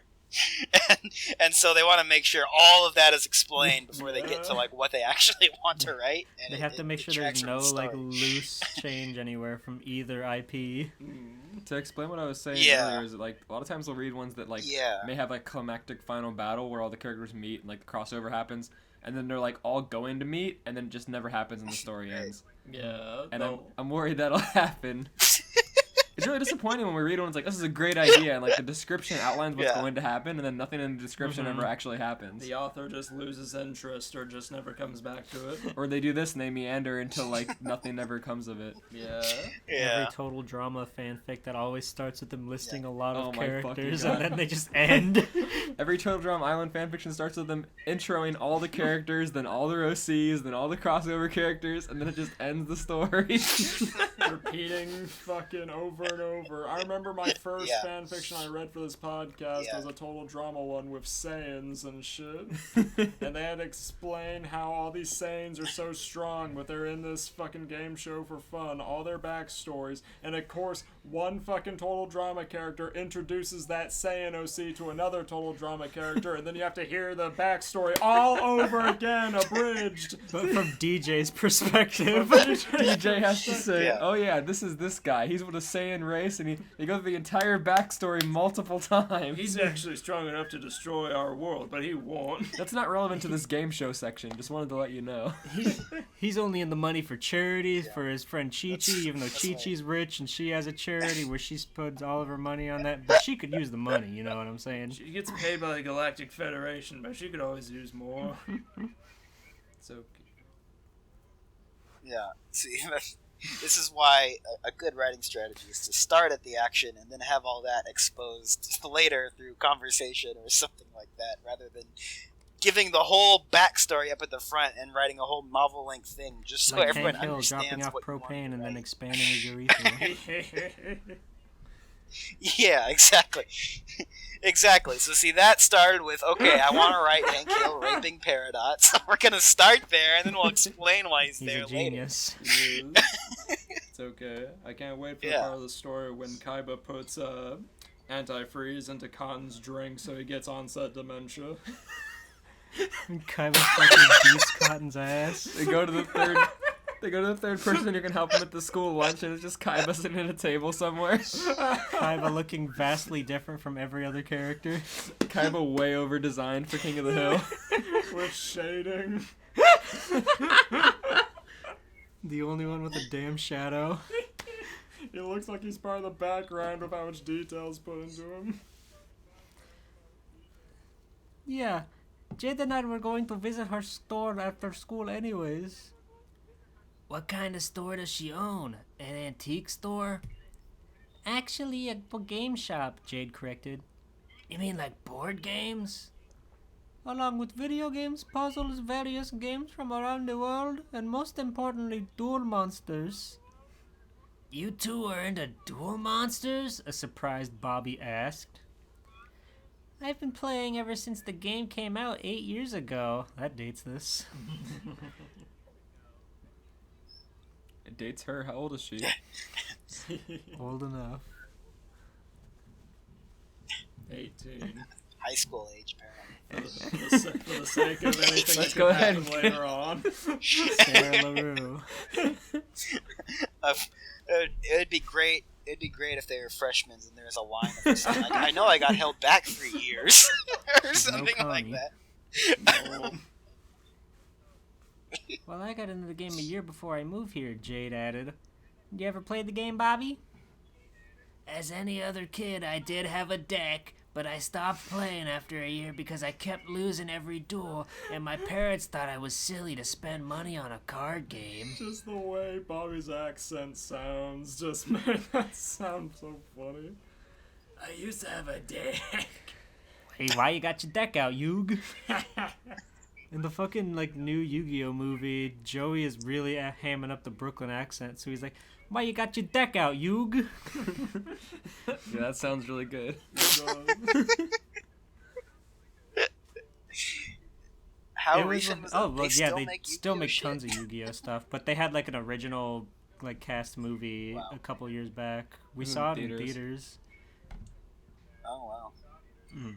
I mean, I totally believe the game is still going because people love games like that. But I'm Yeah, surprised there's you still like there's the a anime. fifth or sixth Yu-Gi-Oh anime now with brand new characters, and their hair gets all the more absurd. Oh yeah, everybody I loves loved it the as a original kid. Yu-Gi-Oh series. Not It's now. so hammy and over the top. Yeah. Again, Yeah. Yugi's grandpa gets his You ever ass watched them as a kid, hospitalized in a like, card game. The ass whooping was so fierce.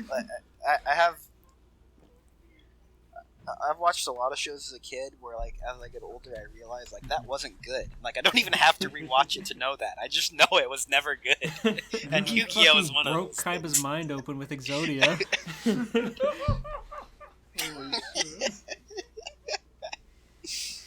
Mind break with Exodia. What's that one horrible doujin called, Steven? Which one? It's called Mind Break. Something similar.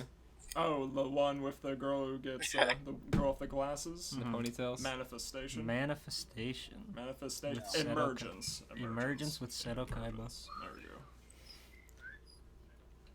Yeah, It's I've actually only heard really tale good. about The it. artist Shindle is Sat actually down one of to my read it. favorite artists now because of that friggin' thing. We should get him on the podcast. I'm sure he's Japanese or something. I mean, I don't... Or something. Oh god. You can listen. Sorry.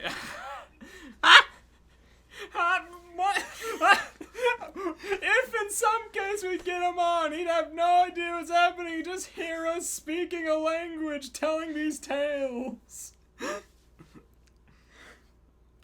Anyway. We let him talk just for him to say something we can't understand. We nod and smile, but he can't see us nod. It's like going to a Japanese server on VR chat.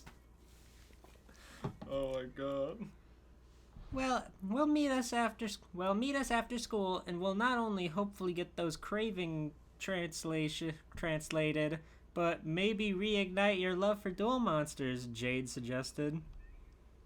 Outside, Jason was now by himself, standing over a large hole that was dug to install a new drainage pipe, but the project got scrapped, so now it was just another large hole in the ground. He stared at something in his hands, which turned out to be a piece of Bobby's puzzle, despite being told not to touch anything. Oh no. This piece was jagged around the sides with a carving of an eye in the middle. Hill needs to grow up, Jason thought to himself. No one in this hellhole school is going to take him seriously if he keeps acting like a child. He closed his hand, concealing the puzzle piece with a fist. I thought he was crushing it in his fucking hand. Turning it into fucking dust. It's gold. It turns out it was just those fucking Burger King Millennium Puzzle toys. You get the 3 pieces and pop them together. And Bobby's been trying to solve it for a year. He's that fucking strong, but then still, Joseph is still terrified about Lenny Dukes. That's some One Piece power scaling. That's true. Holy Cotton. shit. Cotton literally gave his grandson a child's toy. He's like, you still haven't figured that out yet? Are you Burger cognitively King toy okay? from Goodwill. Now this is from the local flea market, Bobby. See if we can solve it. Hey, told him this whole story Bobby's that I found in struggling Egypt, to and explain it's this all just aloud. bullshit. This boomer looked up a Wikipedia article about this toy and told a tall tale to gaslight this already gullible-ass child. Hill needs to grow up. Holy shit. Bobby's life is hell. What a psychological thriller this has become. He closed his hand, concealing the puzzle piece with a fist. Then, after extending his arm, he dropped the piece into the hole. Then he kicked some loose dirt in to cover it up. Well, that about ends that story. If Bobby's he not can't getting that back. If he can't complete it, then maybe he'll come to his senses. A few hours later, the bells singling the end of the school day rang, and Bobby rushed as fast as he could to his locker to get his stuff to meet up with Jade and Sarah. Swing his bag over his shoulders, Bobby walked down this hall to the doors, but unbeknownst to him, someone was waiting. Bobby Hill, a voice called out. Bobby stopped and turned to see an older student with brown hair wearing a blue jacket over a gray shirt along with a pair of worn-out jeans. Uh-oh. Yes, a nervous Bobby replied. I need to talk to you for a minute. Bobby gulped and walked up to the older boy. Allow me to introduce myself. The name is George Rowe. Another character? How can I help you? I thought it was just the other guy because he had brown hair too. Kaiba? No, Oh, I thought it was Lamar. Lamar. I thought it was I a Yu-Gi-Oh hoped it was a Yu-Gi-Oh character. Yeah, that's what it seemed like the way you described it, but no, I guess it's just another George fucking Probably an Smirk is- SC. George smirked as he saw sweat forming in Bobby's forehead. This is easy pickings for bullying. You look awfully easy to bully, boy. A friend of mine has informed me that 2 boys in your class has been causing you trouble. I don't think so, Bobby denied. If they had, I believe I would have been the first to notice. George, however, wasn't pleased with this answer. Look, Bobby, a nice guy like you doesn't need to defend pieces of trash such as those boys, Damn. George stated. So I'll make you a deal. I have my guy look further into this while I volunteer myself as your bodyguard. Okay, I've noticed something here. The other like anti-bully guy was named Lenny, right? Yes. And this guy's named George. Is that a Mice and Men reference? I fucking hope George and not, Lenny? but probably. Oh my god. The main characters Yeah, of Mice and Men are called Lenny George Dukes and Lenny. George Rowe. Holy shit. Please, no. Fucking cursed. I appreciate the offer, but no one is picking on me, Bobby said as he started to pack up. Come on, Bobby. Everyone is telling you you're being He bullied needs and to you don't grow believe them. up. Even the bullies are telling you they're being bullied. If you excuse me, I have to go. I know, it just says, if you excuse, I have to go. Without a second thought, Bobby bolted to the door where Jade and Sarah were waiting. Back inside, George stood there smiling as someone walked up to him. Did he accept your offer, George? Sadly, Lenny, he didn't. But don't worry, after tomorrow, he'll change his mind. You're gonna super bully him tomorrow? It is George and Lenny. It is George and Lenny. They're friends. Fucking Joseph and Jason are gonna bully him to hell and back. Okay, that's the end of that chapter, and I think that's enough for now. This one's already been going on for a while. Yes, it's good. A cliffhanger if I've ever heard one. Place to stop. Yeah. All right. All right. So Hold on, we gotta rate the story. I rate that the entire Pro Guide's tier list of who bullies Bobby out of 10. I rate that a piece of gold with sand kicked on top of it. I rate that 3 out of 5. I rate that the amount of pages that are in a How to Solve a Rubik's Cube book. I'm going to use the bathroom quick. Okay, we'll put in a commercial right now. We're sponsored by everybody, as you know. Now in your kids' meal, toys from Yu-Gi-Oh! The Movie. You and Yugi can unlock the secret of the puzzle and find a surprise duel monster inside. Let the battles begin. There are 20 duel monsters from Yu-Gi-Oh! The Movie. One in every kids' meal, only at Burger King. I like that all these sponsorships get popular on YouTube. Like every single person on YouTube is sponsored by them, and then always there's an expose video that comes out like this product is horrible. Exactly. Always that happens. NordVPN, Raycons. Yeah, like Critical has Raycons, AVGN Raycons, Yeah. Pro Jared had a Raycon deal. Bro, Jared. Yeah, Pro Jared's back on top. He had Raycons in his Marble Madness video. Hell yeah. The whole stuff that's happened with Channel Awesome is so strange. Did you just say Pro Jared is sponsored again? Yeah, Yes. he is. He's redeemed himself. He beat cancel culture. Quote unquote redeemed himself.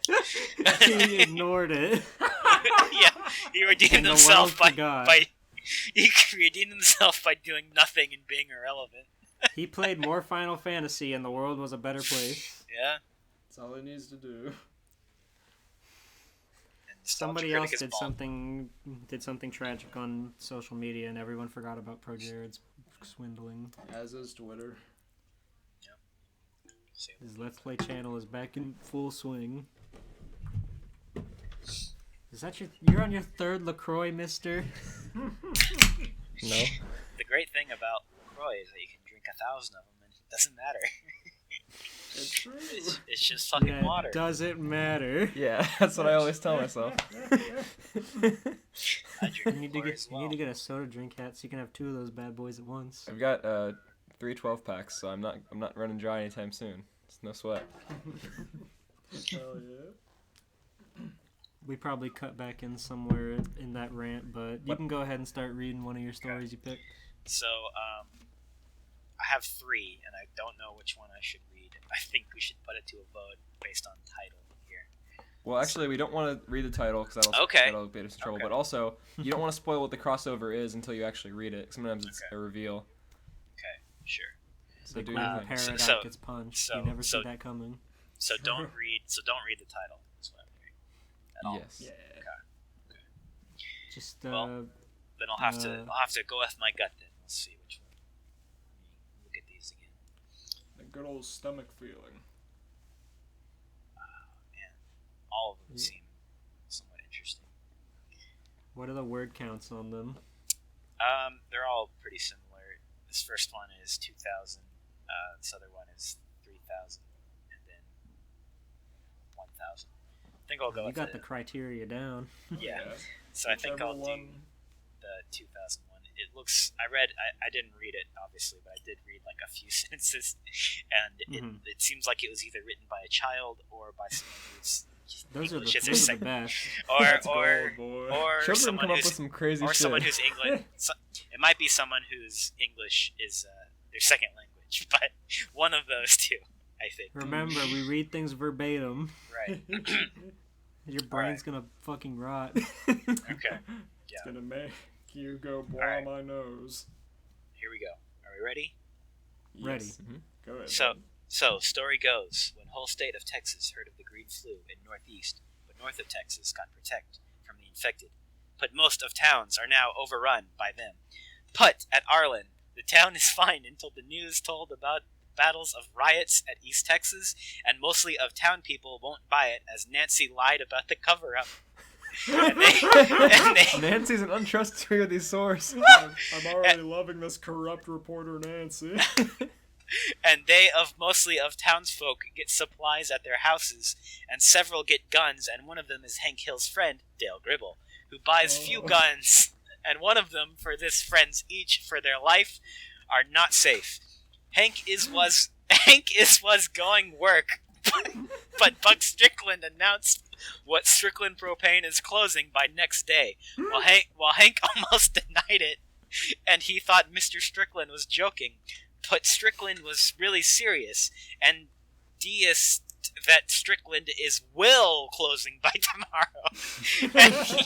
and he Now, Hank, Strickland is well closing by tomorrow. Yeah, there's no quotation marks here, so I don't know if I'll get... no, there's maybe a few later. Just do your best. Is will closing by tomorrow, and he fired Hank with no choice, and caused Hank just to be mad, and with rage, went inside his truck and despair with going his life. He returned home when Dale modified Hank's home for Doomsday, as Dale called it, and Bill and Jeff are... Who's Jeff? The killer. Bill and Jeff are already modified the house, and he went home as depressed. What happened to Boom Hour? His name's too hard to spell.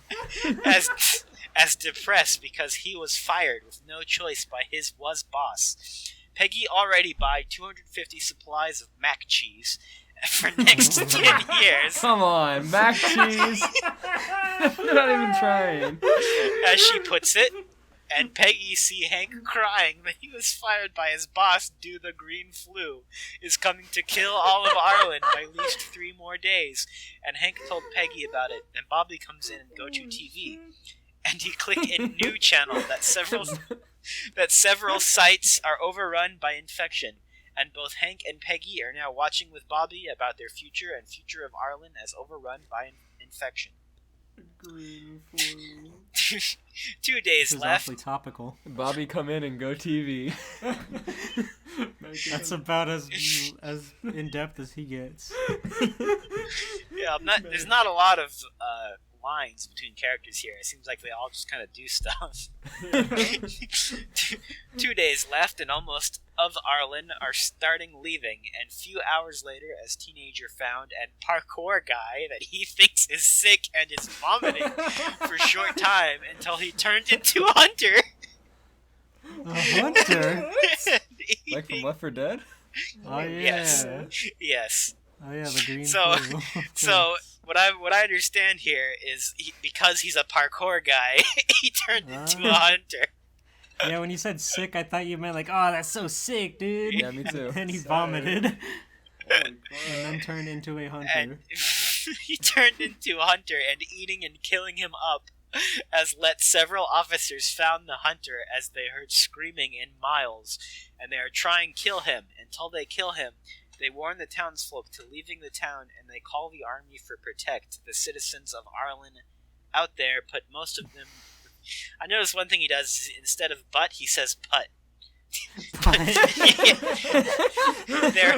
They're put, most of them refused to going as they supplies and guns for against all the infected. And Night Hank, Peggy, and Bobby praying to God and praise ye him for luck. If they don't survived by doomsday, ended they will. Peggy pray him for her words, our will be alive, and not as zombies, as she put it, and eat the air, last dinner with steak. Oh boy. God, I haven't heard one this, like, so fucked up since our Looney Tunes episode. Yeah, We had this kid, like, going on a rambling about Arthur and the Looney Tunes, and Elmer Fudd was apparently a threat outside the entirety of their city. And if they so much as stepped outside the city's boundaries, Elmer Fudd would shoot at them no matter where they went. Yeah, Elmer Fudd was like a fucking imperfect cell villain, like in the woods surrounding Elwood City, and they were scared to leave because he'd find them and shoot them. That's pretty good. And, So they and had to learn how to fight and not use weapons, but Bugs Bunny was there too, and it was wild. But anyway, continue.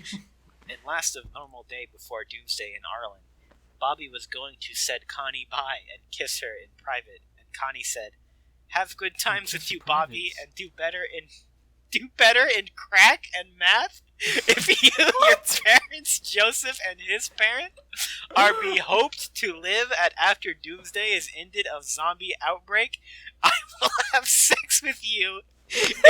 Yes! If you, last boy with Joseph, be alive in earth and repopulated with you. Bobby's about to be the fucking survivor. Holy shit. And kissed for last. He's gonna turn into a fucking machine. Bobby got hard in one sentence.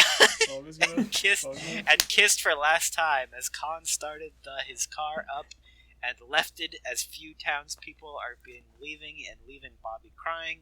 And Joseph walked to Bobby with talking about his and Bobby's fate of their friendship, and they both go Dale's home for their last sleepover as some crowds are moving in. One last sleepover. Rather than, prepare for the incoming zombie apocalypse, let's have one last sleepover. I want to do it outright with my boy. And at hours as the infected are at hundreds miles away to Arlen. And at Dale's home, as usually he go to basement with he new hobby, which is demonize Lauren Faust for blaming the infection. That makes it so much harder to tell if this is a child or not. There's a weird My Little Pony angle coming in here. That was really serious. I really don't like the Bendy episode of fucking Foster's Home. That bitch is going down. He knew hobby, which is demonize Lauren Faust for blaming the infection and working with Hasbro or Devil Bro, as Dale puts it. And he thinks Faust is secretly succubus that eat bronies or fat Like grown fucking men. Mandy Walsh. That eat bronies or fat grown men and sometimes skinny teenage boys. And he believes her husband, McCracken, is actually made up by herself, so she just... Crack? No, hold on a minute. Don't just skate past her husband, the Kraken. No, it's a McCracken. Oh, McCracken, as in... I thought it was the Kraken too. As in Craig Oh, McCracken? okay. Yeah, we thought you said the Kraken. Yeah, it does sound that way, to be The fair. Kraken. The No, Kraken. I wish. That would be a much more interesting story. I'm sure that's what he makes her call him. Her husband McCracken is actually made up by herself, so she just trick Guy to eat them, and Hasbro is her toid, and he's claiming she cursed his stepson into brony and do sissy stuff, and Dale is trying explaining why Faust could just change her last name into husband's last name for no reason, and stare the Faust photo and try irrationally compare with infection, as he thinks are correct, which in reality isn't, and he start doing upstairs, and Joseph Room to deleting his brony profiles and, and shooting at Pony's collectibles. Oh no! Where did this story go? Apparently, Person knows what they're fucking doing. apparently Dale hates bronies, and Joseph is a brony. Anyway, Yeah. He hates bronies. He hates Lauren Foss because he thinks the entire popularity of that franchise is some kind of conspiracy. shooting at Pony's collectibles until Nancy come in and try get Dale's pistol out of his hand and telling him stopped it. Joseph will never love and accidentally tell about affairs with Redcorn. And she keep telling him about affair, but that he so stupid that Nancy give him his cigarette, so she proven it's true as Dale finally understand. And somehow Nancy leaves the house to Hill's home, and she talking at Hank and Peggy about affairs at Dale face, and she give him his cigarette, so proven she really did, which they get shocked and neutrally mad at Nancy and have her sleep over. That's in quotes for some reason. At Hill's sleep over at, in the backyard at Hill's living room for night. At that infected is get to Arlen at afternoon. That sentence meant nothing. Now at afternoon. The at infected's 15. getting here by the afternoon. They're making great time. Now at afternoon, as 15 minutes after Nancy and Bobby are switching houses, as infected finally comes and now attacking by the horde and several boomers and spitters and few hunters as for the rest day. The infected is now overrun Arlen except Spooner Street. Survivors which now a human colony which Hank is their Spooner leader. Street? Oh no! Oh no! So I guess Spooner Street is at like the center of Arlen. It just so Spooner happens. Street's where fucking Peter Griffin lives. Wait. Oh, Yeah. that's Oh, right. shit. I was thinking Spooner Street is where Hank lives, but no. It I all comes believe together. that's This guy's a Family Guy fan. Arlen Fucking except Spooner Street survivors. which 31 now- Spooner Street, Well- Quahog, Rhode This Island. guy's a modern Family Guy. It's right? weird. It's weird because overrun Arlen except Spooner Street implies that Spooner Street is in Arlen. But okay. No. Maybe this kid doesn't know where Spooner Street is. Yeah, who knows? He may not be in America, which, which now a human colony, which Hank is their leader, and he come mostly insane, and they will stay for several days or weeks as fort it around the area from infected, and impossibly the tanks, if found, now Arlen's last humans for until outbreaks is moved out of Arlen. Except they may not going nowhere because they won't stop and deserted victims, and know there are waiting as more hordes and special infects are to get them out of wall of wood and other junk. I'm kind of wondering if this wasn't written in another language and then just Google translated or something. That's kind of what it sounds like. Who knows? Yeah, who knows, really? Hank's And- gonna go crazy with power, and this is gonna turn into like Yeah. Superman Injustice. I hope that Hank has like a minigun or some shit and just mows down a bunch of zombies. Anyway, Metal shoulder pads. in day 3 later, after the invading of Arlen, Hank now announced Ireland? Arlen. Arlen, reading of Arlen. Okay. Hank now announced to making his nation as National Christian Republic of National Christian Republic of Spoonyland. Spoonie, no! So Oh no! So he is under the impression that they live on Spooner Street because he's calling their street Spoonyland. He's a Spoonie fan. He's the spoony one. Oh no! And just to be clear, Christian is supposed to say Christian, which I think is so he recognizes that Hank is like a hardcore Christian, I guess. As he goes insane without army helping him, his friends and family, or lack of Alamo beer, he claimed the government has abandoned them and claiming they are gone now, and a lot of his friends and family know he not being himself, and he turned as monster to everyone, and some of them want to get out of colony with Dale by Nancy, but In 12 days later, then the infected the scavenge food and water in town, and later all of them return and Bobby get bitten by them, and this causes Hank's... Oh, no. This is bad. So nonchalant for this important character. He'll never get laid now. Yeah, that's true. If Bobby was the last survivor, he was gonna get fucked by Connie. He was gonna revamp this world with I mixed guess now babies. Connie's gonna fuck Joseph. That's the only way she can. I don't know. Bobby's got to kill Joseph. Although maybe there's a cure. Or maybe he's. Bobby's gotta suck the poison out. Might be. And Might be spit immune. it on Joseph. It's no longer in. Okay, hold on. I lost my place. Bobby get bitten by them, and this caused Hank snaps over it, and him calling himself Holy President of Spoonieland, just for his leadership over the colony. He announced that no longer insane. He goes to Bobby's room to check. So wait, did he announce that he was no longer insane? Apparently, Good news, ladies guys. and gentlemen, I am no longer insane. The Holy King of Spoonieland. I'm waiting for Joe Biden to say this. Yeah. I think Joe Biden will say that eventually. Good news, everyone. I'm no longer insane.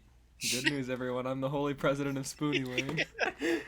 When he Good announced news, that everyone. no I've been longer- watching a lot of Spoonie re-uploads, and he's pretty funny. Please subscribe to Spoonie's Twitch channel. He needs it. I'm adding a spoon to the American flag. Instead of 50 stars, it's 50 spoons. One of the stripes is just a spoon. Really long Photoshop stretch. Yeah, just a stretched out JPEG that was like printed on the cloth. He was gonna fucking blow his load out of his nose. God, holy shit.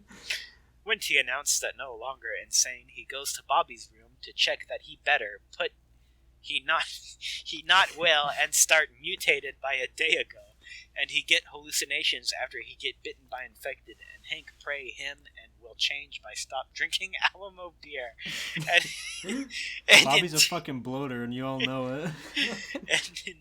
and in 2 days later, Bobby is now Boomer and cause Hank Boomer, that's it.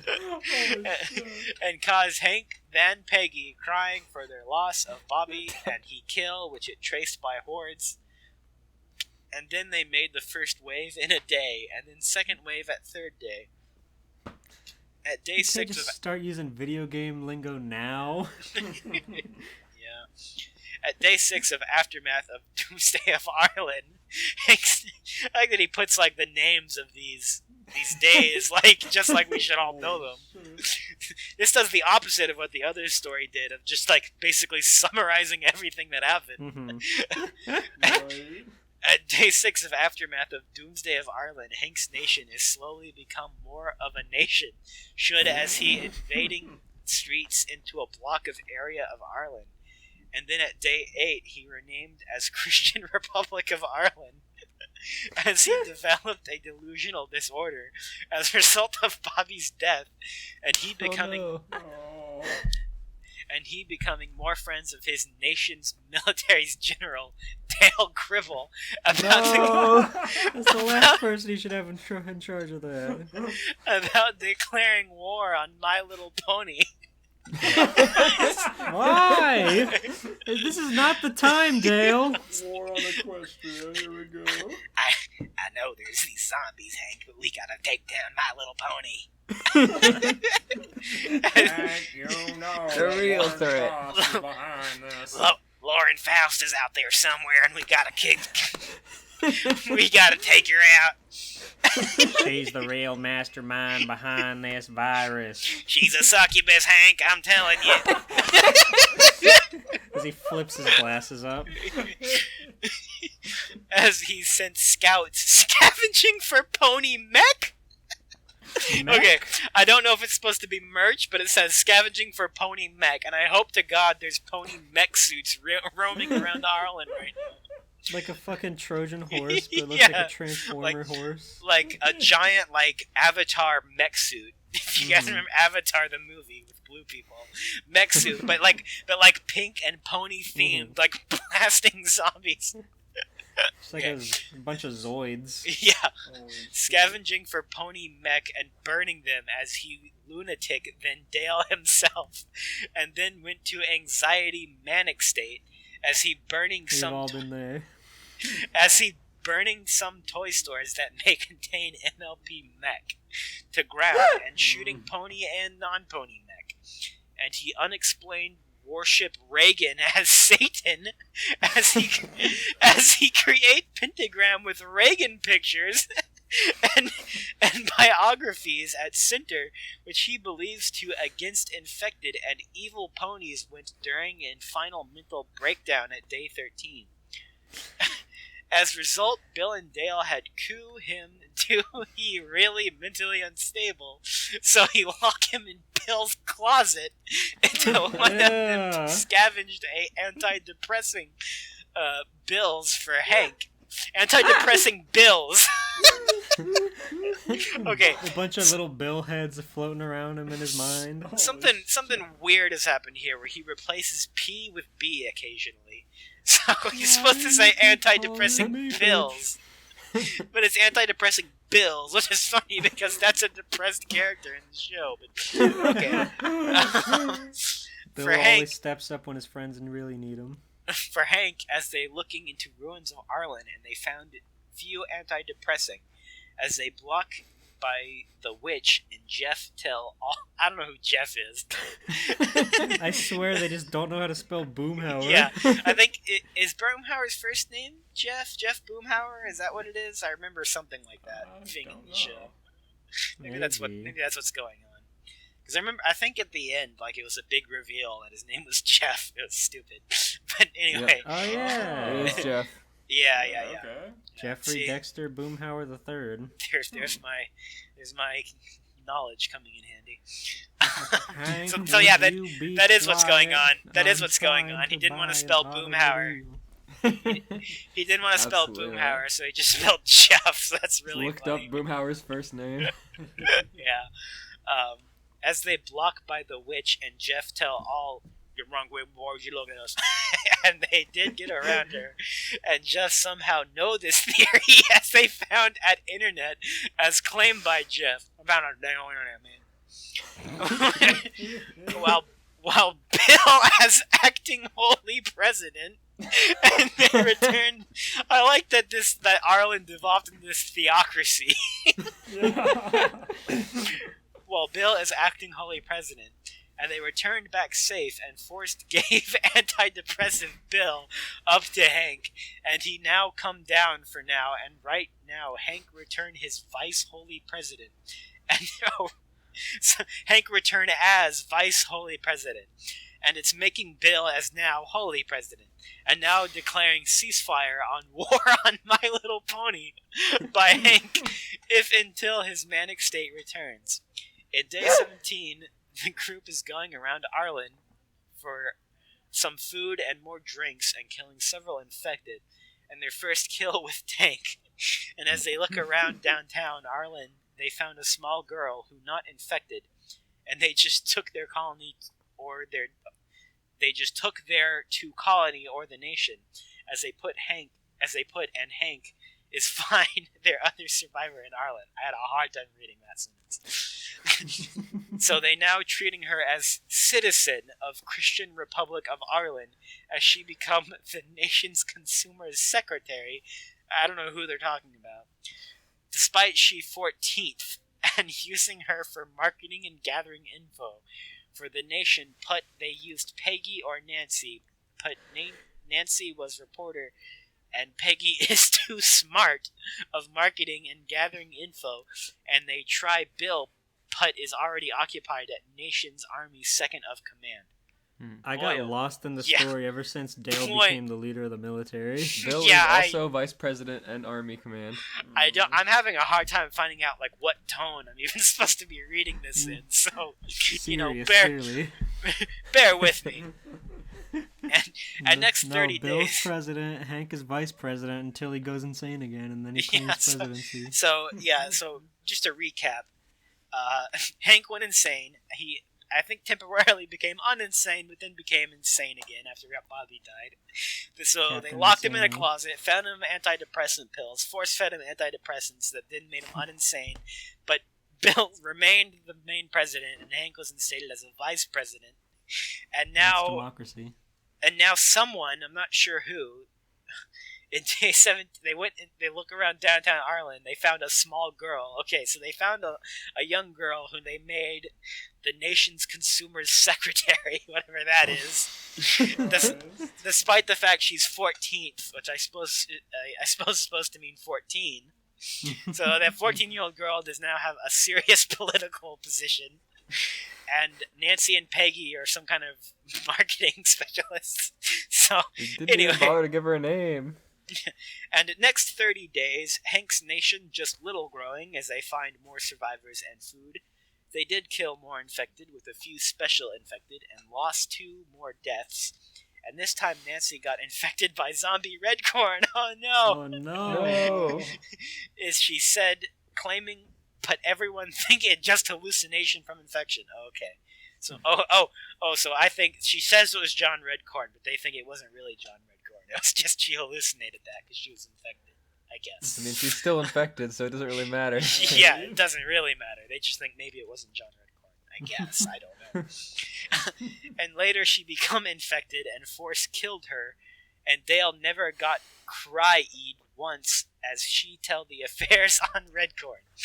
Oh, God. But later, at more 30 days, later Hank completes captured Arlen and kill more infected, and found several survivor, and one was a doctor, and can help Hank's depression and mania, as he's starting losing antidepressant bills, and he slowly go back to his manic state. Oh, But no. since now they doctor, so he control Hank's mania. I like that his mania isn't like a matter of like needing therapy or anything. It's just like without these pills, he's just gonna go insane again. Like fucking Joker White Knight with that, he's just a fucking dictator. At next year, Hank become more good. until Year? yeah. So Oh so my this is w- a big The time flash skip forward arc? here. Yeah. At next my year, Hank. God. So I think what's happened here is they've now completely captured all of Ireland. So they have Ireland under control now. Okay. At next year, Hank become more good until finally losing it as Doctor was now died from old age. So I guess this was an old doctor because he just died a year later. It's like an 80-year-old doctor. And A healthy death. And as well lost more to green flu, and Peggy was one of them. Oh God. You This can't just co- write off Peggy like that. Yeah. This caused Hank becoming more control freak, declaring war on My Little Pony. Again? And mentally Why himself. doesn't he want to declare So, war? apparently Dale really convinced him on the war with My Little Pony. So Yeah, he keeps going back to that. Hank, your wife is dead because of Lauren Faust. and mentally himself as he want more people to burning pony mech. And Dale is sick with it and now not longer hate My Little Pony. So Dale doesn't even care anymore. It's now Hank that cares. As Joseph. Dale's just like, it's a dead meme, man. It's like, Hank, there ain't no many bronies anymore. It doesn't really matter. While Show Hank is ended. fucking, his eyes are all kinds of bloodshot and he's just insane. The show ended, Hank. It's not funny anymore. There's not even any merch left, Hank. Why are you burning it? As Joseph is no longer interested on fandom, but now respect it and decided now to coup from politics and his insanity for abusing everyone for his power. And it somehow works, and he is no longer holy president of Christian Republic of Ireland, which lead Bill control the nation now, and now So much control is a jail happening, but building. the way it's worded. So he, Hank, into for life, and several years that passed, Bill resign, and government will become elective monarchy. What the hell does that mean? An elective monarchy?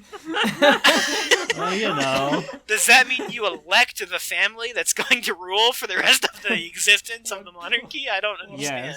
Yes.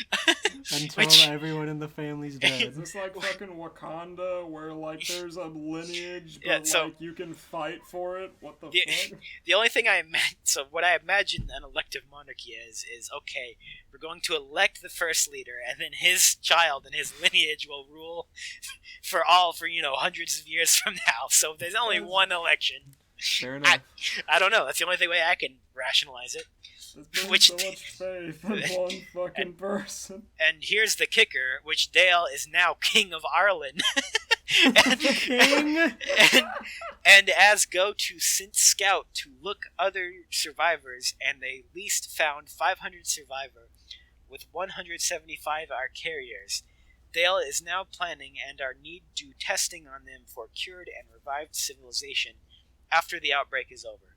Putt itself is officially end in 2015, and green flu is nearly gone, and Dale now control once Texas, and now as Kingdom of Texas, make Dale as now king to all Texans, and other survivors who did survive. They formed several more nations, while others make tribes of small groups, and Hank himself is transferred to mental hospital for rest of life, which Dale visit him for every year. Later, Hank died in 2039 from rabies or something unknown. They just had a wild raccoon inside the fucking hospital. Hank on one of his Hank on one of his deranged episodes just wandered into the forest and got bit by a rabid raccoon. Hank tried to tell them, but they just thought it was one of his ramblings. And that There's is a not part of the goddamn story. raccoon in here. That's not part of the story. I made that up. The rabies is, but him going into the forest is not. It's Mhm. my addition. Yeah. Rabies or something unknown. And last, Joseph visit Bobby Grave, Arlen's graveyard, for give him cards and flowers, and visit Laos to visit her grave with card and kiss. So apparently Connie's dead, I guess. She 'Cause died off screen. Yeah. I She went all don't the way to or Laos. either that or Connie's parents, because I don't know if those are the only people he could be visiting Laos for. To visit Who's her left grave. to fuck then? Yeah, exactly. He's not Bobby gonna. would have gone ripped I can off. I can only assume Joseph is still a virgin in 2039. His mustache is just as yeah. it looked back in high school. I imagine he looks exactly the same. He's just like a little bit wrinklier. Has more defined laugh lines on his mouth. Yeah, he looks like a deranged, like some kind of eldritch aged man, like SCP-106 or something, with like a really Someone big you'd see- smile. Someone you'd see working the register at a gas station at like 2:30 in the morning. Yeah, exactly. Yeah, an Like someone who started smoking at like age 12 and never quit. That's a good way of putting it. To visit her grave with card and kiss to her grave. And later, Joseph died on July 5th, 2084, with his Prince Redcorn, the second of Texas, as successor to throne.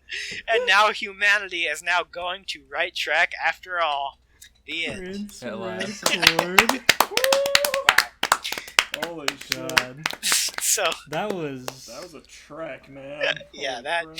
that was a I give wild that a ride. 2084 out of 10. It's good to see that America went back into the hands of the Indians.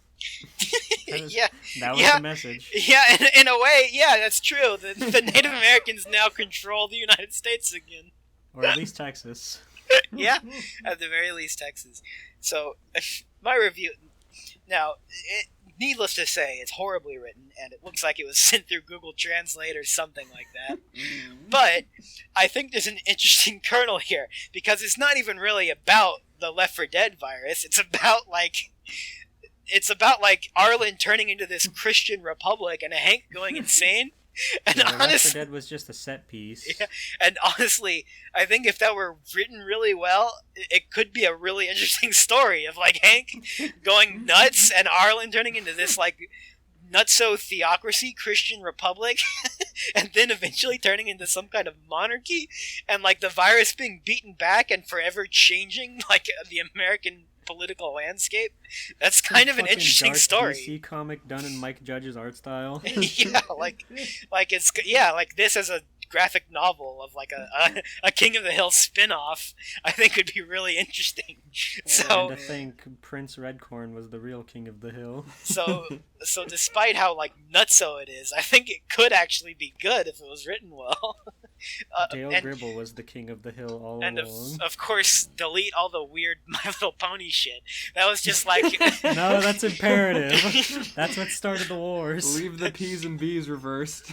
that was just some weird thing where he was like in a mood of like being mad at bronies and decided to throw that into, cheese. decided to throw that into his story. Holy shit. But I rate that about 5 out of 20 pony mix, I'd say. Incredible. I give it one small bloated Bobby. Yeah, that's a good one.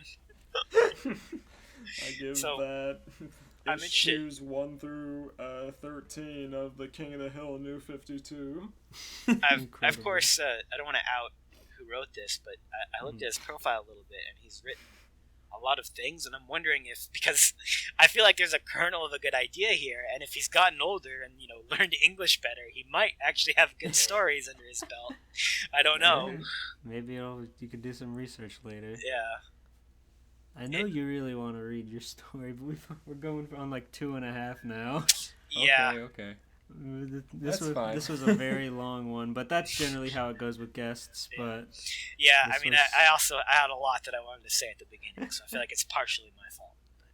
Oh no. it's okay. We wouldn't have you on if we didn't want you to talk. I will say, yeah, that's fair. But I will say personally, when I listen to a podcast, I like when they go on 4 hours because then I don't have to change to another podcast episode. So That's fair. Is yours long? No, it'd probably take like 15 minutes if I had to guess. Let's go for Okay, I'll read fast. I'll read one of the half. it.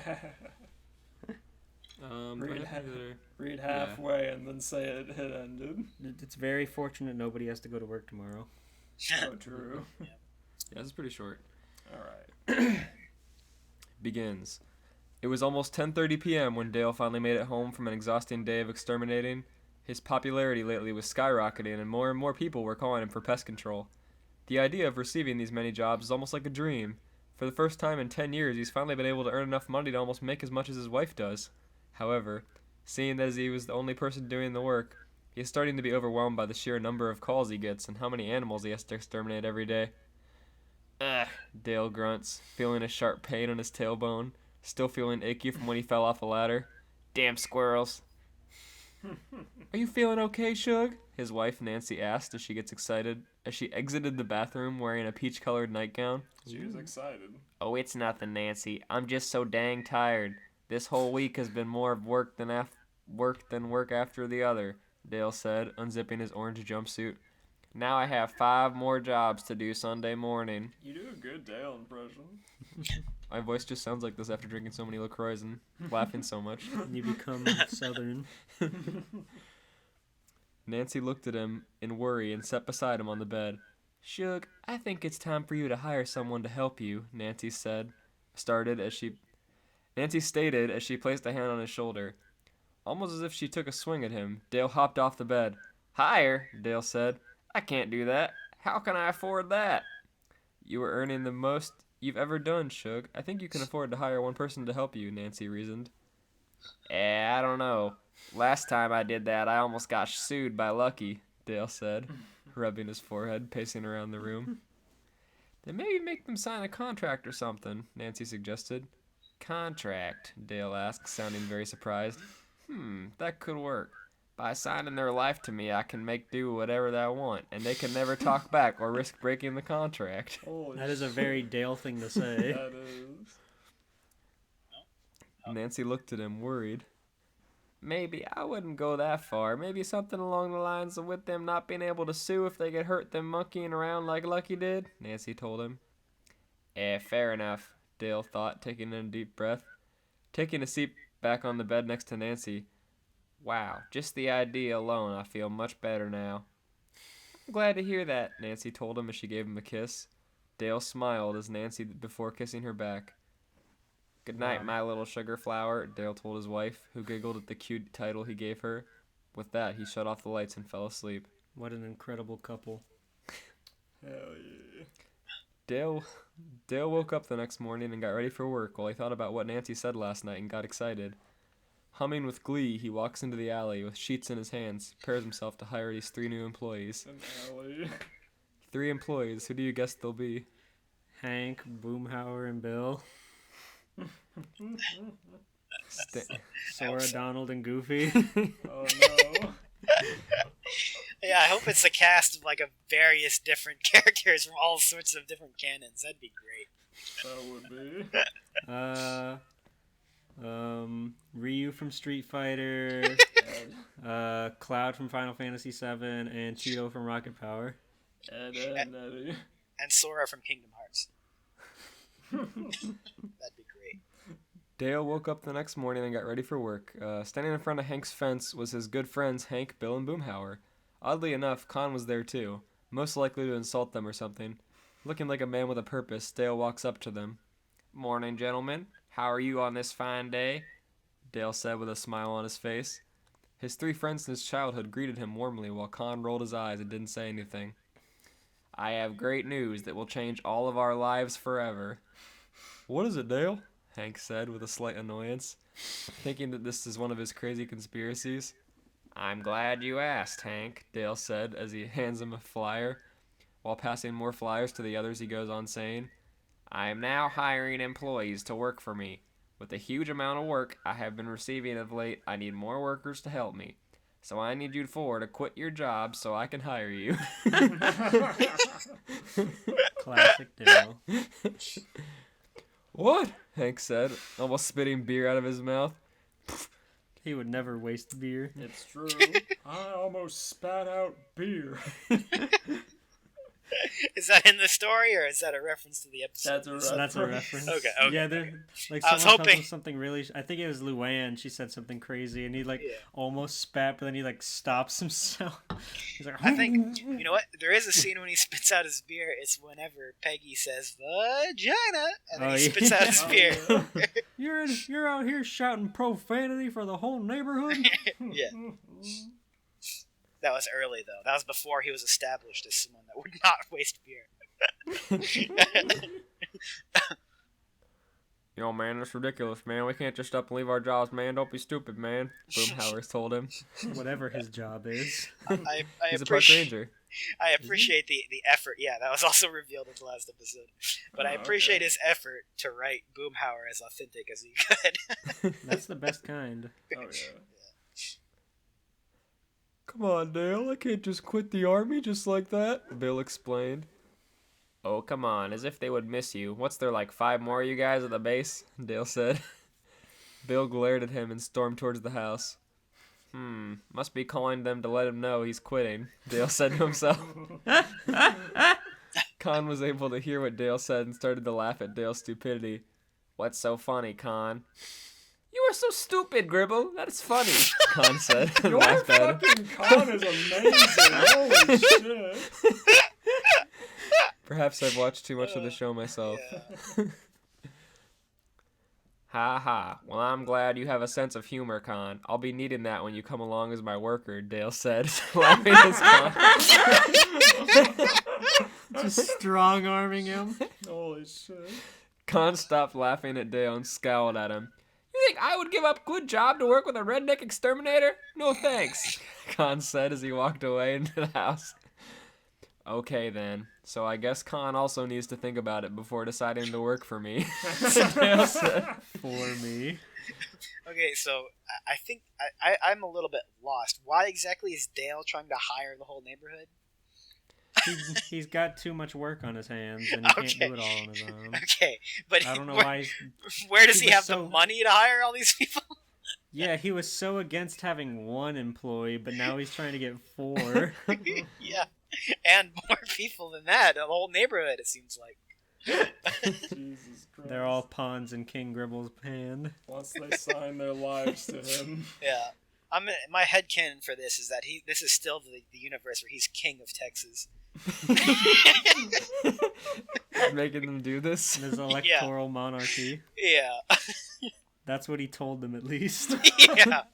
Maybe that was just a fever dream that Dale had or something. Kind of fucking. You don't worry, you'll all vote in the electoral monarchy. The elected monarchy, whatever the hell Every that ballot box is just a trash can with a sign on it. Good news, I won. Hank, By landslide. Hank groaned. No, Dale, they didn't leave to decide to work with you or not. In fact, I would wager they don't want to work with you at all, Hank explained. Dale looks over at Hank for a minute before smiling. Ha, you teaser. All right, I'll make sure there's a spot for you as part of my team. Damn it, Dale, Hank said. Look, I promised to let you ride shotgun. Yo, man, I'm not interested in doing this, man. I'm going, man, Boomhauer said as he walked across the street to his house. Dale waits after Boomhauer to go inside to say something. It looks like I'm not going to have any of you guys with me on this one, am I, Hank? Hank silently shakes his head and he turned and headed for his house. Hank, wait, Dale said. Hank shuts the door and doesn't get back out. Ass, Dale said before returning to his home. When he made it inside, he sighed in defeat. Now what? Dale asks himself. What can I do? Then an ingenious idea hits him. He could post a help ad online. A help ad! That might just work, Dale yells and excitedly rushes down to the basement. He goes to his computer and immediately starts typing. I forgot that's where his computer was for a second. His basement lair. Yeah. He goes to his computer and immediately starts typing. Help wanted at Dale Gribble's Dead Bug, where we exterminate all types of insects and rodents. If interested in applying, send response to email. Dale said while typing, including his email ad. And done, Dale said, clicking on the post button. That's quick. Now we just wait for responses. Huh, what do you know? Seems like Freddy Fazbear's Pizza is hiring again. Huh. Oh, no. Fuck you. Oh, Like, no. Was Freddy's Fazbear in Arlen this whole time? Who would have thunk it? Wow. It's anywhere it needs to be. It's an ethereal plane. I mean, really, I could believe that's where it was the whole time. It kind of What seems a like left! yeah. What a left turn with all that build up. Oh, Freddy Fazbear's Pizza is hiring again, huh? For security again. Dale shrugged as he got up and walked upstairs to get a sandwich. I don't think... Maybe that was a reference to another one of the author's stories, because he didn't seem interested in applying. I hope not. I After hope that isn't where this is going. After Dale ate his sandwich, he went down to the basement to see if anyone answered his ad. Okay, now I should have over 1,000 responses by now. Dale sat down. When he clicks on the status, he finds 0 messages. His high hopes took a nosedive, and he looked surprised. Nothing, Dale said to himself. He started to wonder what he did wrong. Odd. Maybe I need to add something, Dale thought. Dale thought for a moment to see what he could add.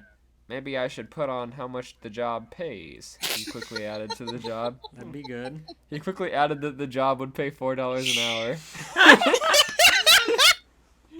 Yeah, we're gonna pay you half of minimum wage. Holy fuck. No benefits. No benefits. This is a highly illegal operation. But it's fun. Sure, it may not have been much, but he thought that it would be enough for someone who's desperate for pay. Pretty sure... Next line. Pretty sure this is how much Bill said job would pay him.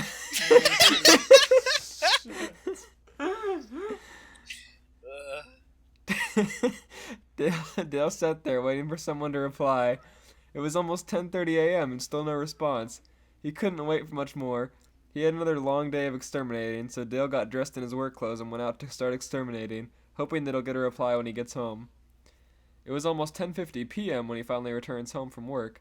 As usual, everyone was already at home, most likely sleeping, while Dale was walking towards his house. He could hear shouting coming from the Hill House. Oh no. Will you just go tell Buck Strickland to go find somebody else in North Strickland? But Peggy, he's my boss. I can't tell him no. But I need you here in the... Uh-oh. Dale shut the door behind him. Too tired to snoop around that, he decides. Dale went to the basement and looked at his computer tiredly as his eyes widened in surprise. You have one new message. Dale read on the monitor. Feeling fully alert, Dale quickly opened the message to show what it said. Need a worker? I'm your chick. XD, just let me know when and where. Oh, she sounds hot. Oh boy. Dale had to take a moment to read off this weird message again. Despite the weird way it was written, Dale smiled as he finally had someone interested in helping him. He also noticed the signature that the message had. Dasher. Nice. He quickly clicked the new message and gave her his address to meet him there tomorrow. And thank you again for taking the time interested in my work line, friend. And send. Dale sent, clicking on the send button. Dale nodded as he got up and went upstairs. Well, time for a beer, Dale said with glee, as he rushes upstairs to celebrate this new adventure he's about to enjoy. While grabbing one from the fridge, he could also hear a loud screech. He looked out the window and sees Hank's truck speeding away from the alley. Huh, that was weird. The end. The end. Oh, I never figured out who it is. Classic story with all build-up. Who's Dasher? It was supposed to be My Little Pony crossover. Okay. Oh, that's why he That's hates what I Lauren thought. Faust. That's what I thought. Dasher Yeah. stood him up. I think that Oh, these two Dasher. stories were connected somehow. Dasher stood him up, so now Lauren Faust is a criminal mastermind succubus. So it's weird. The weird mention. So I guess the whole thing about Freddy Fazbear's Pizza is just a little cameo. Of like, yeah. Yeah. But by the way, Five Nights at Freddy's takes place in this story as well. Yeah, we've had so many stories where characters go and act out the intro to Five Nights at Freddy's. Yeah. like Vegeta, McGee's sister from NCIS, all kinds of them. I'm really glad it was just a red herring this time around. Yeah, I was not. Scooby-Doo was one. Yeah. The whole mystery crew. The entire Mystery Incorporated gang trying to figure out the damn animatronics. At least Scooby Doo is kind of thematically consistent. Yeah, a little bit. It's one of the more appropriate ones for all the Scooby-Doo we've read. I will say in that one, the animatronics were eating people and they were supposed to reek, but Scooby the Bloodhound couldn't smell them. Great Dane. Holy crap. Pretty good collection here. Mhm. Yeah, this was a lot of fun. There's a surprisingly few amount of King of the Hill crossovers, so Yeah. you at home listening, get on it and write some more so we can read some more, because there are not enough. Yeah, I mean, you know, King of the Hill suffers from green flu. That's pretty. I don't know how someone even got the idea to write that. I hope But- Bobby solved that Millennium Puzzle and had Yeah. Yami Bobby. God, I can only hope so. Yummy, Bobby. I rate that last story one ad in the local Arlen Craigslist. I rate it one Chica out of the whole Freddy crew. I rate it 4 out of 5 job applications. I rate that. 4 out of 5 employees.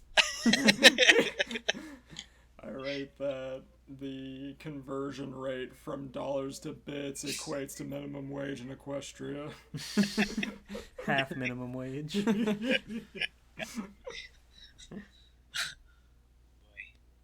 This also reminded me of a time. It might be lost at time by now, but I remember one time finding on 4chan a very, very detailed fan fiction in which Bill brutally rapes the entire Hill family in the middle of the night. It was pretty disturbing.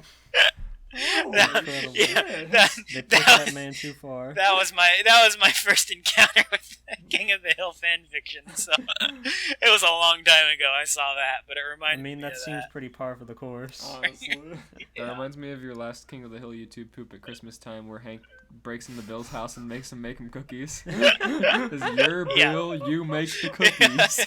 Oh my god. Where's the cookies, Bill? Bill just like opens his oven and looks and doesn't see anything. Uh-oh. God. Yeah. Now, see, what I like about that is I intended for there to be 2 interpretations. Either he's looking for cookies, or he's trying to hide from Hank in his oven. Trying to hide Hank in is the just oven. sitting there, clearly seeing that he's still there.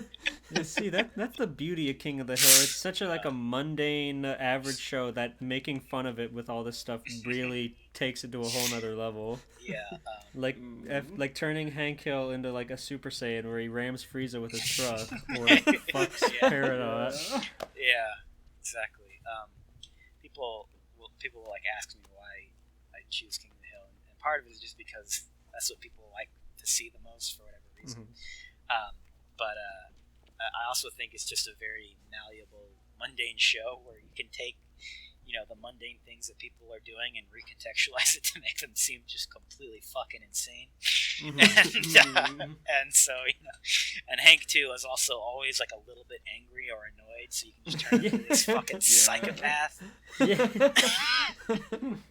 so yeah, I enjoy it. Satanist, Bobby. I don't want to be here. God. All right, it's time to wrap. Thank you so much for joining us. Yep. Have a Yeah, great night. that's pretty Have a fun. great night, buddy. Yeah. It was awesome meeting you.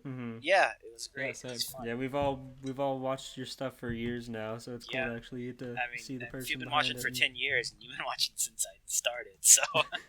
Yeah, I mean, at we're least like- since high school. We're like which the for same us age, was- and we made our own Yeah. videos around the same time, so it's like part of the community. Yeah. Well, I appreciate the long viewership, and again, August 14th, the anniversary video comes out. Trying to make it as long as possible as we speak, but I think we'll be lucky if I hit. So my original intention with this, and this might.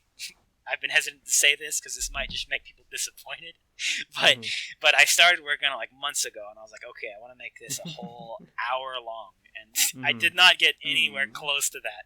So I think we'll be lucky if I hit 10 minutes, but I'm just gonna I want it to be somewhat of an event, so I'm gonna make it as long as possible.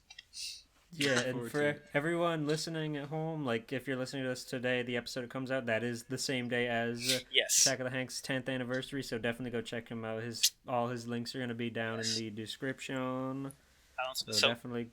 Let me ask, what time does this episode release? Because I'm gonna premiere the video, so I could premiere it just shortly after this releases, so that people can go check out the live premiere. Yeah, usually around like 5 or 6 EST. Okay. So I'll maybe debut it around 7 EST or something like that. So Cool. check it out. Okay, no. Cool. Yeah. Thanks there for you go. coming on again. Yeah, it was fun. I liked it. I'm glad we were able to entertain you with all these outlandish fanfics. I'm glad you got to read one that was so off the wall. Yeah, that one was fucking crazy. Exactly what we I wanted did not. about. I did not expect it to go the way that it did. So, see, when I see Left 4 Dead King of the Hill crossover, I'm like, okay, well then the 4 main characters are going to basically be a Left 4 Dead team, and that's. But no, I thought. but no, it was not that in the slightest. So It was some neo-political ramblings of a madman. yeah, so very interesting.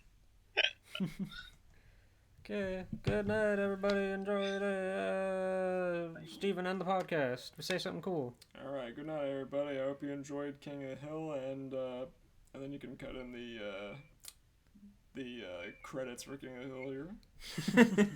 We're gonna get content ID'd, but okay. You insist. You can Content You ID. can find a MIDI. Gross. Yeah.